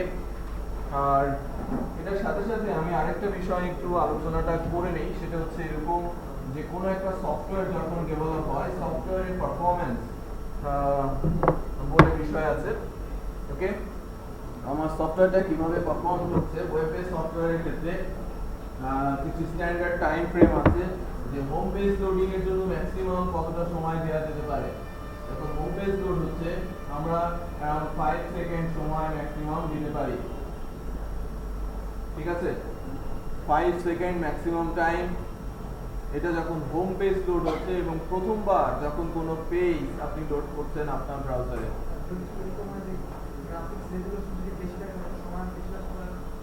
ডিসঅ্যাডভান্টেজ মানে আমি আসছি, এটা সাইটের ডিসঅ্যাডভান্টেজ। আমাকে ক্লায়েন্টকে সাইট দিতে হবে, সাইট টাইম মেজারমেন্টের জন্য অনেক টুল আছে। আমি গ্রাফিক্স দিয়ে অনেক সুন্দর করে দিলাম, ওই ক্লায়েন্ট যদি বলে যে না আমার টাইম এক্সিড করে যাচ্ছে, তো আমি এটা নিব না, সে বলতেই পারে, রাইট? কারণ স্ট্যান্ডার্ড টাইম ফুলফিল করার জন্য এগ্রিমেন্টের মধ্যে থাকে যে সব স্ট্যান্ডার্ড সে ফলো করবে। তো হোম পেজের জন্য আমি ম্যাক্সিমাম 5 সেকেন্ড দিতে পারি, আর যখন হোম পেজ লোড হবে ইনার পেজের জন্য 2 to 2.5 সেকেন্ড ম্যাক্সিমাম সময় এখানে দেয়া হবে। যে কোনো একটা পেজ যখন লোড হচ্ছে এর চেয়ে যদি বেশি সময় নিয়ে নেয় তাহলে এটাকে স্লো পেজ বলা হবে এবং এটাকে রিস্ট্রাকচার করতে হবে, রিইনোভেট করে এটাকে আবার ডেভেলপ করতে হবে। ক্লায়েন্ট ওই পেজগুলোকে রিজেক্ট করবে, তার মানে কি ওই পেজগুলো বা ওই পোর্শনটাকেই আবার নতুন করে ডেভেলপ করতে হবে, অথবা কি আমাকে ফাইন অ্যান্ড টিউনিং এ যেতে হবে যে কোন কোন জায়গাতে প্রবলেম আছে, এগুলো সলিউশনের দিকে আমাকে আগাতে হবে। ওকে, সো যখন কোনো একটা ওয়েবসাইট লোড হচ্ছে আমরা কিন্তু 10 সেকেন্ড 20 সেকেন্ড ইভেন 1 মিনিটও ওয়েট করি, করি না? করি তো, হ্যাঁ, তার বেশি ওয়েট করি বাংলাদেশ তো, তাই না? আমাদের আছে, তাদের আছে, তাদের তো স্পিডের সমস্যা নেই, তাই না? তারা 5G তে 5G 15 Mbps স্পিডে তারা বেস লাইনে থাকে এবং তাদের এন্ড ইউজার কানেকশন থাকে 8 Mbps, ঠিক আছে? বেস লাইন মানে একদম ডিরেক্ট কানেকশন যেটা তাদের ল্যাপটপ বা ডেস্কটপে থাকে 8 Mbps স্পিডে তো সমস্যা নেই। তো আমাকে তাকে কনফার্ম করতে হবে যে আমার সফটওয়্যারটা এই হিসেবেই এক্সিকিউট হচ্ছে। কেন যখন আমাদের কাছ থেকে সফটওয়্যার নিয়ে যাচ্ছে ম্যাক্সিমাম সফটওয়্যারের ক্লায়েন্ট কি তাদের দেশীয়, আমাদের দেশের পার্সপেক্টিভে চিন্তা করলে তো হবে না, তাই না? তাদের দেশের চিন্তা করতে হবে, ওই অনুযায়ী তাকে সফটওয়্যারটা বানিয়ে দিতে হবে। So 5 second maximum time period, এটা টলারেন্স আর কি। আর এটা হচ্ছে টলারেন্স কি ইনার পেজগুলোর জন্য, একবার যখন পেজ লোড হবে পরের পেজগুলো লোড হতে যেন এর চেয়ে বেশি সময় না নেয়। সো এখানে প্রবলেমগুলো ক্রিয়েট করে কোন কোন বিষয়গুলো,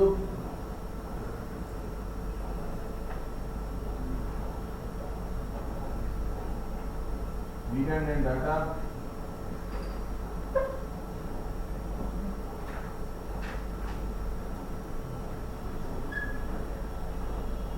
unorganized data structure,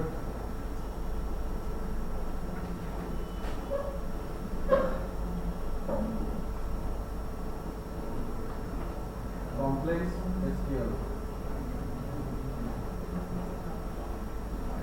কোনো একটা সফটওয়্যারের পারফরম্যান্স সবচেয়ে বেশি ডিক্রিজ করে কি ডেটাবেসের inconsistency, right? Unorganised database, complex SQL language আর কি রিডান্ডেন্ট ডেটা।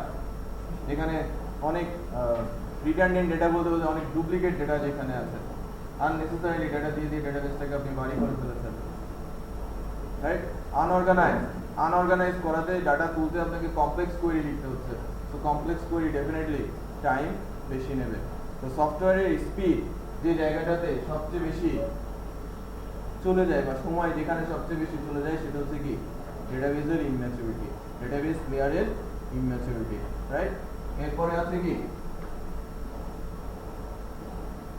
Heavy content. আপনি যেটা বলছিলেন যে কন্টেন্ট যদি হেভি হয় ডেফিনেটলি ওটা লোড হতে সময় বেশি নেবে। হেভি কন্টেন্ট কিভাবে বোঝা যাবে? যেখানে কি যে লাইক অবজেক্ট ইমেজের সংখ্যা বেশি এবং অবজেক্ট ইমেজগুলো লার্জ স্কেলের, বড় বড় সাইজের। ইমেজ প্রচুর বাট ইমেজগুলো সাইজ ছোট, লাইক কয়েক কিলোবাইট করে। এগুলো স্পিডে কোনো হ্যাম্পার করবে না, কারণ প্রোটোকল দিয়ে যখন ডাটা আসে পার প্যাকেটে যদি একটা করে ডাটা বা একটা করে ইমেজ ধরে যায় বা দুইটা করে ইমেজ ধরে যায় সে খুব দ্রুতই এক্সিকিউট হবে। বাট ঠিক যদি এরকম হয় যে আমার ব্যাকগ্রাউন্ডে একটা বড় ইমেজ আছে, সেটা পাঠানোর জন্য সবগুলো ডাটা ট্রান্সফার করার জন্য ইমেজটা পাঠাতে হচ্ছে, তাহলে ওই সাইটের স্পিড ওই জায়গাটাতে অনেকটা খেয়ে যায় আর কি। সো অনেক সময় নিয়ে নেয় কন্টেন্টটা লোড হতে। হ্যাভি কন্টেন্ট বলা হচ্ছে এখানে হচ্ছে অবজেক্ট ইমেজের জন্যই মূলত এই কাজগুলো হয়ে থাকে। তার মানে কি আমরা ইমেজ ইউজ থেকে দূরে থাকবো, হ্যাভি ইমেজ ইউজ থেকে দূরে থাকবো।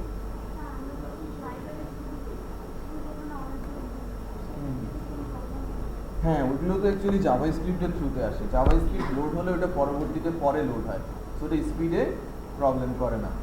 আমাদের যে কোরির মাধ্যমে যে স্লাইডিংগুলো আসে ওটা অনেক বড় বড় ইমেজ, হাই রেজলিউশনের ইমেজ, সো ওটা স্পিডে ইফেক্ট করে না, ঠিক আছে? যেগুলো অ্যাকচুয়ালি HTML এন্ড অথবা CSS এন্ড থেকে ইমেজগুলো এক্সিকিউট হচ্ছে সেগুলোই প্রোটোকলের মাধ্যমে আসে। ওকে, থার্ড কি ইম্যাচিউর কোডিং।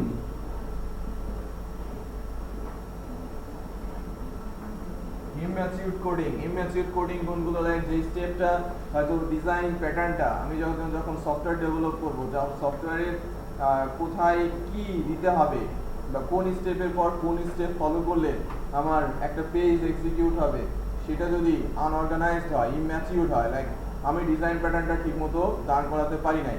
যে মনে করেন যে আমাকে আমার ড্রাইভগুলো দেখতে হলে দুইটা স্টেপ ক্রস করতে হবে। আমার যে হার্ড ড্রাইভগুলো আছে এটা যদি আমি দেখতে চাই কি করি, মাই কম্পিউটারে ক্লিক করি না?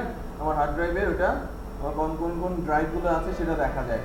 আবার কি লেফট সাইডগুলোতে এক্সপ্লোরার চলে আসে, আমি চট করে যে কোনো জায়গা থেকে যে কোনো জায়গায় যেতে পারি। তো এই এক্সপ্লোরারটা তৈরি করেছি কি অনেক পরে, আস্তে আস্তে কি যখন ম্যাচুরিটি এসেছে উইন্ডোজের।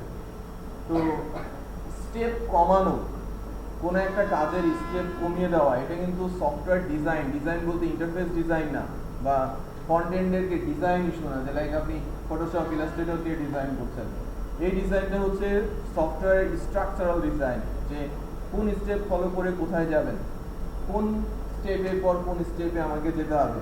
লাইক আমি একটা ই-কমার্স টাইপ সাইটে আমি যাচ্ছি, যে প্রোডাক্ট ডিটেলে গেলে ডিটেলে কি দেখাবো, অ্যাড টু কার্ট ক্লিক করলে কোন পোর্শনটা আসবে, কার্ট আসবে, কার্ট থেকে আমি চেক আউট করবো নাকি কন্টিনিউ শপিংয়ে যাব। এই প্রসেসগুলো আপনাকে কিন্তু মানে কি আয়ত্ত করে ফেলতে হবে। ওখানে যদি ইম্যাচুরিটি থাকে সফটওয়্যারের কি কমপ্লেক্সিটি তৈরি হবে, এক্সিকিউশনে অনেক ডাটা এলোমেলো এক্সিকিউশন হবে, আর তখনই কি সাইটের স্পিডটা স্লো হয়ে যাবে। বোঝা যাচ্ছে? So immature design and coding অত্যন্ত ইম্পর্টেন্ট, যেটা অ্যাকচুয়ালি আস্তে আস্তে ইমপ্রুভ হয় যখন ডেভেলপার্সরা আস্তে আস্তে কি নিজেকে ডেভেলপ করে, এক্সপেরিয়েন্স হয়। তো এটা মূলত যখন আপনি টিমের সঙ্গে কাজ করবেন, আপনার সিনিয়রের সঙ্গে কাজ করবেন, তাদের কাজ দেখে দেখেই শিখতে হয়। বা কোনো একটা ফিচার আপনি এক্সিকিউট করলেন, এটা যে এভাবে করতে হয় সেটা আপনি শিখে যাবেন। সো এই পোর্শনটা মূলত ওই ইম্যাচিউর কোডিং যেটাকে বলা হয়, যারা জুনিয়র লেভেলের কোডার তারা ইম্যাচিউর কোডিং করে থাকে, অনেক বেশি গার্বেজ কোড করে থাকে, যে কাজটা অনেক দ্রুতই করা সম্ভব ছিল, অনেক কম কোড দিয়ে করা সম্ভব ছিল, তারা হয়তো অনেক বেশি কোড লিখে ফেলেছেন। সেই জায়গাগুলোতে ফাইন অ্যান্ড টিউনিং এর প্রয়োজন পড়ে। ওকে, সো স্পিড মূলত তিনটা জায়গার উপরে ডিপেন্ড করে। এক নম্বরে সাবজেক্ট, 2 তাই না, 3 বেশি সময় খেয়ে নেয় কে? ডেটাবেস, তারপর কন্টেন্ট, তারপর ডেটাবেস। সো আমরা যদি স্পিড এলোমেলো হয়ে যায়, ক্লায়েন্টের কাছ থেকে যদি স্পেসিফিক পেজ অথবা হোম পেজ রিজেক্ট হয়ে যায়, তো সেক্ষেত্রে আমাকে প্রথমেই দেখতে হবে কোনটা, ডেটাবেস। এই পোর্শনটাতে কাজ করতে হবে, তারপরে কন্টেন্ট নিয়ে কাজ করতে হবে, দেন কাজ করতে হবে কোড লেভেলে। যদি না আমি আমার টার্গেটেড টাইমে পেজটাকে এক্সিকিউট করতে না পারি। ঠিক আছে? ওকে, সো টেকনোলজি এবং স্পিড নিয়ে কথা বলেছি। কারো কোনো কোশ্চিন আছে কিনা? সব বোঝা যাবে, সবই বোধগম্য হবে, বাসে বসে সবই ভুলে যাবে।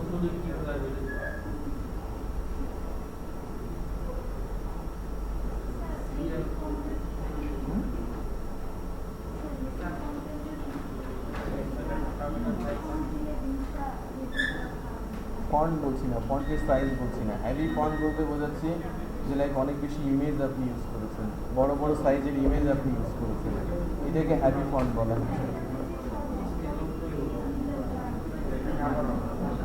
এটা বলা মুশকিল, আপনার একটা ইমেজও কি অনেক বড় হতে পারে, তাই না? পিক্সেলের উপরে নির্ভর করে। হ্যাভি পেজ বলা হয় লাইক মোর দেন গ্রেটার দেন 200 KB এর উপরে পেজগুলোকেই হেভি পেজ বলা হয়। 200 কিলোবাইটের উপরে পেজগুলোকেই হেভি পেজ বলা হয়ে থাকে। লাস্ট ক্লাসে অনুপস্থিত ছিলেন? বলেছি না? রাইট। আমি যা বলছি সবই কোশ্চেন। ওকে,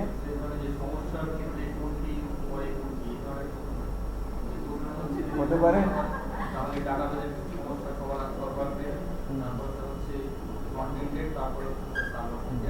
আমি বলতে পারি যে স্পিড কোন কোন বিষয়ের উপরে ডিপেন্ড করে। ঠিক আছে, বললাম রাইট। আমি এর আগেও আপনারা যখন বাইরে ছিলেন অলরেডি একটা কোশ্চেন আউট করে দিয়েছি। বলেছি না যে কোন কোন মানে ওয়েব ডেভেলপমেন্টের জন্য কি কি টাইপের ওয়েব ডেভেলপমেন্ট হচ্ছে এবং তার টেকনোলজি কোনগুলো, এটা ব্রিফলি আমি ডিসক্রাইব করতে বলতে পারি। তা পাবেন, কিন্তু শুনবেন না তো, ভিডিওটা আপনারা শুনবেন না।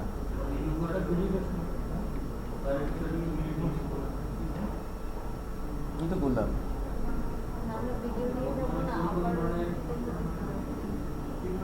ভিডিও নিয়ে যাওয়া হবে, শোনা হবে, শোনা হয়।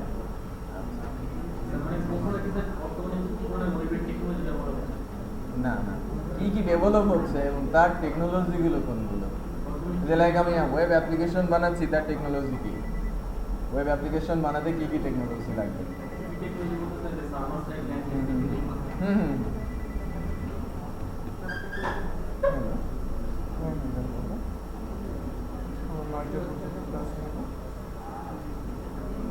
আর আধা ঘন্টা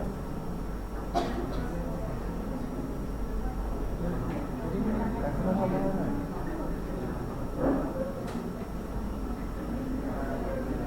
তুমি একটু কমে না?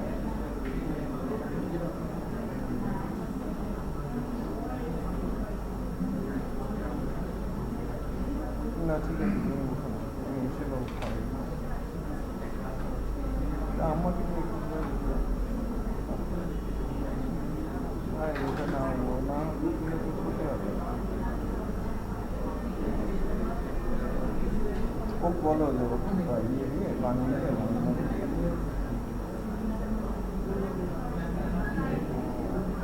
আমি আসবো একটা আমাকে করে তোলা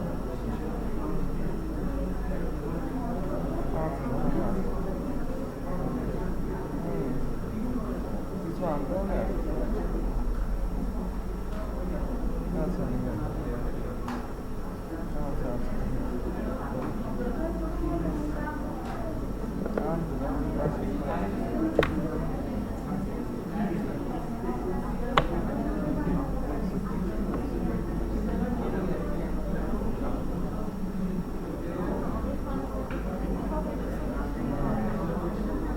সার্ভিস আবার সার্ভিস করা।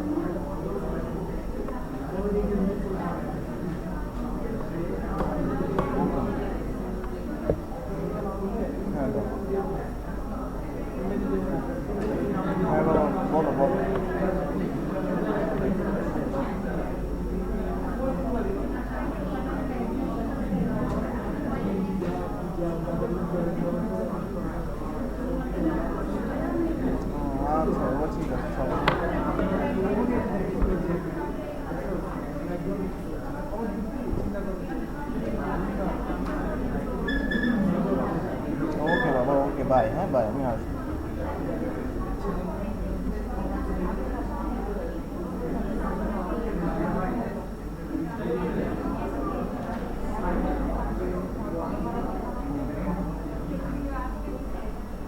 ওকে ওকে ওকে।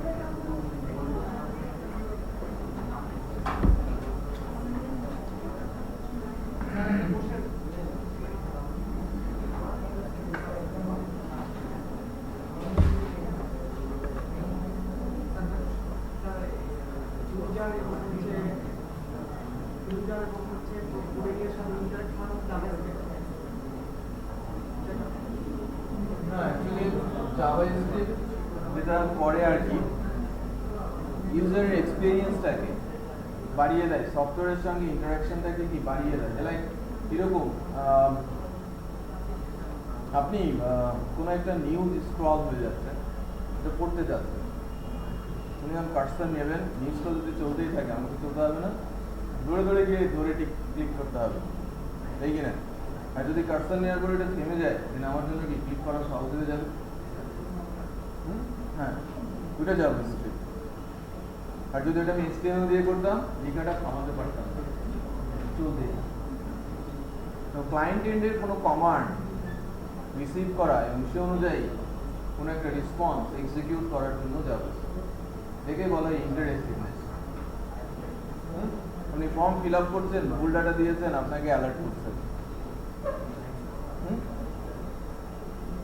হ্যাঁ, নোটিফিকেশন পাচ্ছেন ফেসবুকে, মেসেজ পাচ্ছেন না, মেসেজিং করছেন,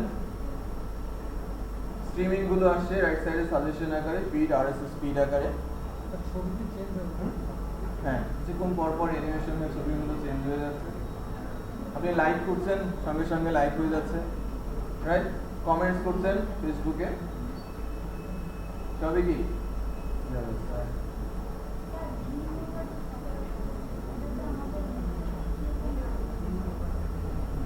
ফার্স্ট বলে নেই, ড্রিমওয়েভার সফটওয়্যার না, ড্রিমওয়েভার একটা IDE ইন্টিগ্রেটেড ডেভেলপমেন্ট এনভায়রনমেন্ট, যেখানে আপনি কোড লেখার ফ্যাসিলিটি পাবেন।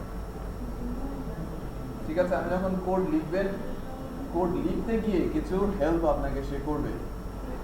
আপনার কোড মুখস্থ রাখতে হবে না, আপনার পার্শিয়ালি লিখলেই সে কমপ্লিট করে দেবে। ওটা ডিজাইন ড্র্যাগ অ্যান্ড ড্রপ করে অটো জেনারেট হচ্ছে, বাট এটা প্রপার ওয়ে না, আপনাকে প্রতিটা লাইনের কোড লিখতে হবে।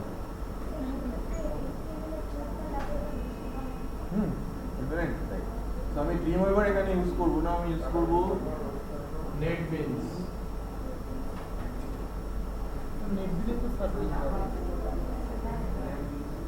নেটবিনে ডিজাইন মুড নিয়ে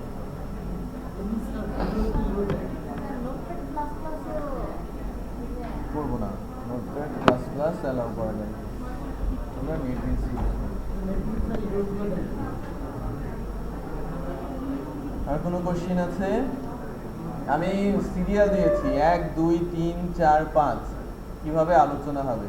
কিছু বিষয় HTML5 এর আলোচনা করব, CSS3 কিছু বিষয় আলোচনা হবে, যেটা মূলত আমাদের class test mid term cover করবে, এবং একটা ছোট্ট স্ট্যাটিক সাইট ডেভেলপ করতে হবে HTML CSS দিয়ে, যেটা একটা ক্লাস টেস্টের ইকুইভ্যালেন্ট হবে। 2টা ক্লাস টেস্ট শেষ। ওকে, 4 নম্বর ক্লাসে ক্লাস টেস্ট হবে অ্যানাউন্সড। যখনই 4 নম্বর ক্লাস হবে, ওই ক্লাসেই ক্লাস টেস্ট হবে, রাইট? আচ্ছা, মিড টার্মের সময়ই হবে, বাট হতে পারে সেটা ক্লাস টাইম। ওকে, মিড টার্ম শিডিউলে না হয়ে ওটা ক্লাস টাইমে হবে, এক্সট্রা ক্লাস আমরা পরবর্তীতে করব, রাইট? যে ক্লাসটা আমরা পরীক্ষার জন্য ইউজ করছি, ওই ক্লাসটাই কোনো একটা মেকআপে আমরা সেরে নেব। যদি মেকআপ দিতে না পারি, ফাইনালের পরে করব। ফাইনাল এক্সামের শেষ হয়ে গেলেই আমরা আমাদের কোর্সের ফাইনাল পরীক্ষা নেব। আমি নর্মালি যেটা করে থাকি, পরীক্ষার আগে 2 দিন আগে একটা রিভিউ ক্লাস হবে যেটা ফাইনালের জন্য। ওকে, ওটাও এক্সট্রা ক্লাস হতে পারে, রাইট? প্রজেক্ট একটা থাকবে, ফাইনালের পরপরই জমা দিতে হবে এবং এটা total HTML CSS JavaScript PHP এবং ডেটাবেস মিলিয়ে হবে এবং ওখানে 20% মার্কস থাকবে। মিড টার্মে 20% ক্যালকুলেট হবে আর 30 or 35% যাবে ফাইনালে। ওকে, সো ঠিক এভাবেই 100 মার্কস আমি করবো আর কি। কিছু প্রতিদিনের ক্লাসের পরেই হয়তো কিছু ছোট ছোট কাজ দিতে পারি যেটা বোনাস মার্কস হিসেবে কাউন্ট হবে, যাতে গ্রেডটা ভালো আসে। ক্লাসে পার্টিসিপেশন যেন থাকে। অ্যাসাইনমেন্ট থাকবে যেটা ভ্যালু ক্যারি করবে। যারা অ্যাসাইনমেন্ট ভালো দেবে, রেগুলার দেবে, তাদের রেজাল্ট ভালো হওয়ার সম্ভাবনা বেশি। অ্যাসাইনমেন্ট করলে পরীক্ষায় লিখতে পারবেন। অ্যাসাইনমেন্ট থাকবে বেসড অন ক্লাস। বলতে পারি যে নেক্সট ক্লাসের অ্যাসাইনমেন্ট, ফার্স্ট অ্যাসাইনমেন্ট 3rd ক্লাসের আগেই জমা করতে হবে। আমি যা পড়িয়েছি সেখান থেকে কি কি কোশ্চেন হতে পারে, এটা অ্যাসাইনমেন্ট, রাইট? ওটা আপনারা করে নিতে পারবেন। সবার অ্যাসাইনমেন্ট আমি দিয়ে দিব, কে কি কোশ্চেন করলো আমরা দেখতে পারবো। হ্যাঁ, আমি কি মিস করেছি সেটা আমি বুঝতে পারবো। ওকে, তাহলে ভিডিওটা একবার অ্যাটলিস্ট হলেও শুনবেন কোশ্চেন বের করার জন্য। কপি করলে আমি ধরতে পারবো। আজকের ক্লাস, আজকে একটা ক্লাস হচ্ছে, এই ক্লাসে যা পড়িয়েছি এর উপরে কি ধরনের কোশ্চেন হতে পারে সেটা হচ্ছে আমার অ্যাসাইনমেন্ট। আমি লিখবো 1, 2, 3 করে এগুলো কোশ্চেন হতে পারে। আপনাদের সাজেশন নিয়ে, আপনাদের কোশ্চেন নিয়ে আপনাদের পরীক্ষায় আমি দিব।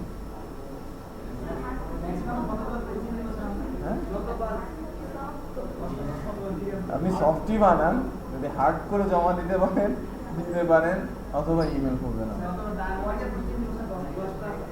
যতগুলো আপনার ইচ্ছা, আপনি মনে করছেন যে এতগুলো কোশ্চেন হতে পারে, যতক্ষণ না পর্যন্ত আপনি মনে করছেন যে না আমি শেষ করতে পেরেছি। কারণ আমি তো কোশ্চেন যে কোনো জায়গা থেকেই করতে পারি, যা বলেছি। হ্যাঁ, ইমেল অ্যাড্রেস সেটা করা যাবে। আগে সবাই করেন, লিখেন, দেখি কে করছে কে করছে না, কে কপি করছে কে লিখছে। ডেফিনেটলি সেম হতেই পারে, লেখার প্যাটার্ন তো কিছুটা চেঞ্জ হবে, তাই না? বা ডিফারেন্ট হবে। হ্যাঁ, কোশ্চেন আপনারা লিখেন, কিভাবে কোশ্চেন করবেন সেটা অ্যাকচুয়ালি টেস্ট হবে। তো এটা হচ্ছে ফার্স্ট কোশ্চেন। ফার্স্ট অ্যাসাইনমেন্ট হচ্ছে এরকম। আগের কোনো একটা সেমিস্টারে আমি একটা অ্যাসাইনমেন্ট দিয়েছিলাম, যেটা আপনাদেরও দিতে ইচ্ছে হচ্ছে। অনেকে বলেছেন আপনারা অনেক প্রেশারে আছেন, তাই না? রাত দিন কাজ করতে হয়, ক্লাস করতে হয়। যাই হোক, কতটুকু প্রেশারে আছে এটা জানার জন্য প্রত্যেকের 24 আওয়ার্স হিস্ট্রি লিখতে বলেছিলাম, কে কখন কি করে।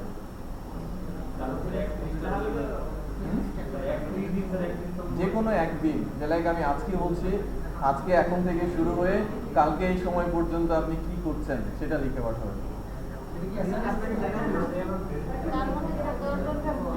সেকেন্ড অ্যাসাইনমেন্ট ওটা লিখে দেবেন। আমি এটা মানে 2টা থেকে সকাল 8টা পর্যন্ত ঘুমিয়েছি, দ্যাটস ইট, কমপ্লিট। আমি 8টার পর থেকে পরেরটা লিখবো। ঠিক আছে, আমি একটু স্টাডি করবো আপনাদের যে আপনারা অ্যাকচুয়ালি কি করেন, তাই না? সো সত্য লিখবেন, যা লেখা সম্ভব। হ্যাঁ, যা লেখা সম্ভব। হ্যাঁ, আমি বোঝাতে পেরেছি? আমি তো বোঝাতে পেরেছি আর কি। সেকেন্ড অ্যাসাইনমেন্ট এবং এটা ডিউ অ্যাসাইনমেন্ট নেক্সট ক্লাসের আগে।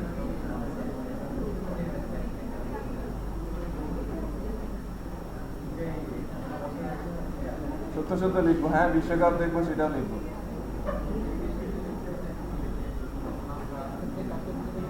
বাসে যাচ্ছি এটাও লিখবো।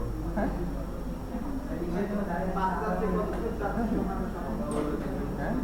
আপনি যা লিখতে পছন্দ করছেন, রাইট? হাইট যদি করতে চান করতে পারেন, বাট স্পেসিফিক্যালি আমি যেন বুঝতে পারি যে আপনি এই কাজগুলো করছেন। হ্যাঁ, আচ্ছা।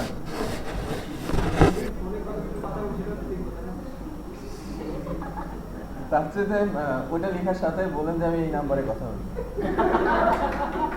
কি কথা বলতেছেন? না ওইটা লেখা তো বলার দরকার নেই, আমি শুনে নেব।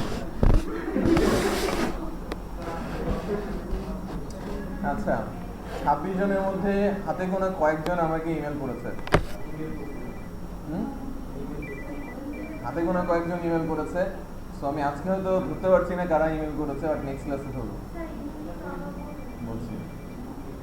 হ্যাঁ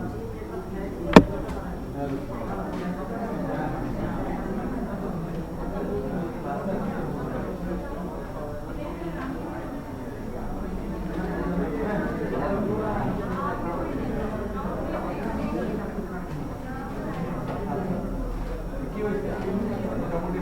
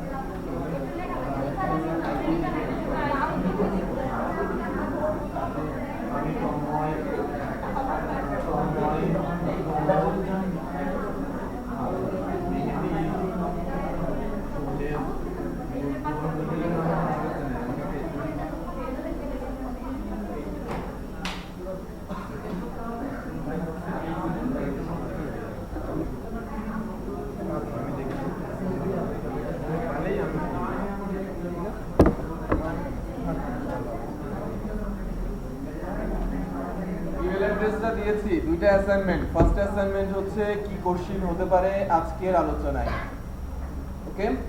সেকেন্ড অ্যাসাইনমেন্ট হচ্ছে আমরা আগামী 24 ঘন্টায় কি করছি সেটা একটা সাদা কাগজে লিখে ইমেল করা।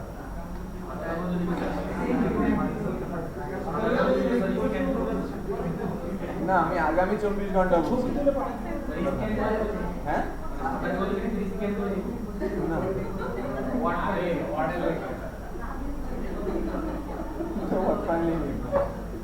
সাদা কাগজে লিখে দেবেন, ডিজাইন করার দরকার নেই। অনেকে ডিজাইন করেন, এই জন্য আমি সাদা কাগজ বলেছি, দরকার নেই।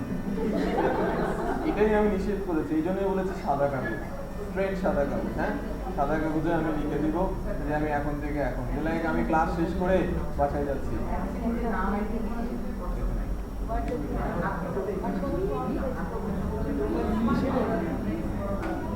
হার্ড কপিটা ম্যান্ডেটরি না, হার্ড কপি লেখার সময় হবে না।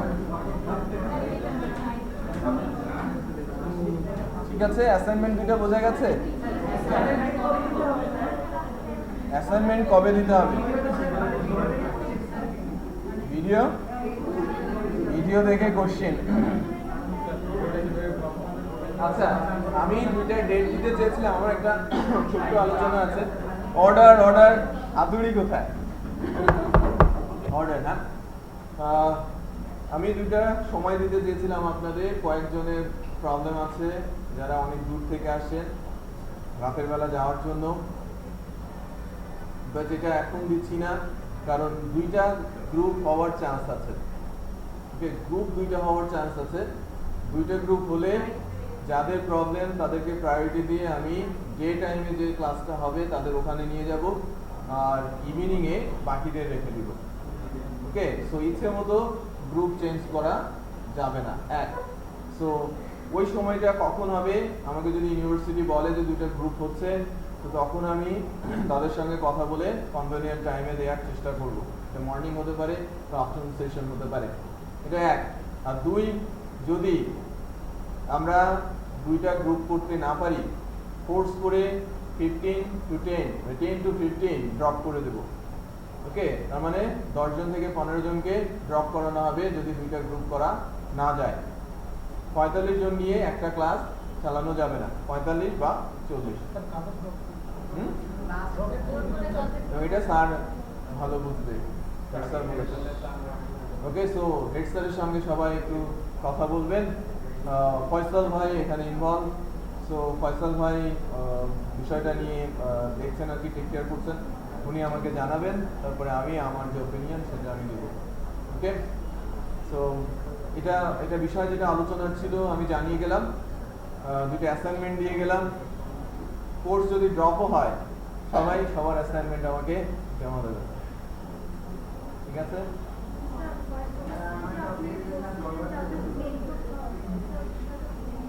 বিষয়টা হচ্ছে আমি কি ইমেল চেয়েছিলাম, ইমেলে কি চেয়েছিলাম?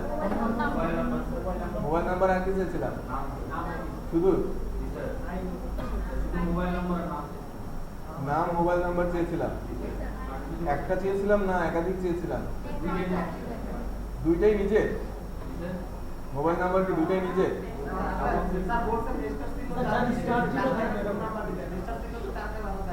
হ্যাঁ, যাদের স্টার নাম্বার, স্টার স্টুডেন্ট, তাদের গার্জিয়ানের নাম্বারও চেয়েছিলাম। থাকে না? আলহামদুলিল্লাহ। না থাকলে নাই, স্টার স্টুডেন্টদের আমি প্যারেন্টসদের নাম্বারও চেয়েছিলাম, আর যাদের স্টার নেই তাদের নিজের নাম্বার দিলেই হবে, ঠিক আছে? ওকে, 2, 4, 5টা নাম্বার যদি কারোর থাকে, কতগুলো দেওয়ার দরকার নেই, 1টা 2টা দিলেই হবে, যাতে কন্ট্যাক্ট করা যায়, ঠিক আছে? আবারও বলছি, কারো কোনো কোশ্চেন আছে কিনা? কোশ্চেন করলেই কিন্তু পরীক্ষার অ্যান্সার পেয়ে যাবেন, কোশ্চেন করতে হবে।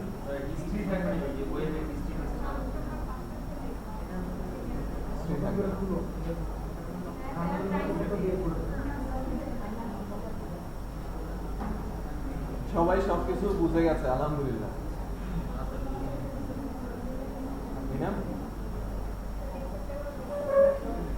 দেখালে শুধু শোনা যাবে, অডিও ভিডিও যদি হচ্ছে, এটা অডিও যাচ্ছে। আমার তো ক্যামেরা তো পেছনে নেই, সামনে, তাই না? বোর্ড তো আর আসছে না, আমার ইন্টারনেট বোর্ড নেই, রাইট? তো স্যারদের বলবেন ইন্টেলিজেন্স ক্লাসরুম তৈরি করা হয়, ইন্টারনেট বোর্ড দেওয়া হয়, প্রেশার ক্রিয়েট করেন, আপনারা না পান, পরের স্টুডেন্টরা যেন পায়, রাইট? আমার ক্লাসরুমে আছে রিজার্ভ ট্রেনিং এ আমরা ইন্টারনেট বোর্ড ইউজ করি, রাইট? বোর্ডটাও কি ক্যাপচার হয় ভিডিওতে, ওইটা হারিয়ে গেছে। কেউ যদি নিয়ে যায় নিজের মনে করে, তাহলে ওরা কি করবে? সবকিছু তো দেখতে হবে, তাই না? কেউ হয়তো নিজের মনে করে নিয়ে গেছে, এটা হারিয়ে গেছে, নিয়ে তো দেয় নাই, হারিয়ে গেছে।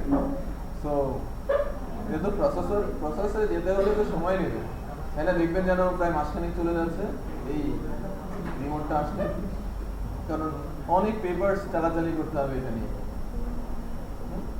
অনেক কিছু ইনভলভ। আচ্ছা, যদি কোনো কোশ্চেন না থাকে, যদি অ্যাসাইনমেন্ট দুইটা বোঝা যায়, তাহলে আমি আজকে চলে যাব, এটা দিয়ে যাবো, অডিওটা আমি দিয়ে যাবো। আমাকে যে কোনো একটা পেন দিয়ে দেবো, আমাকে দেয় নাই।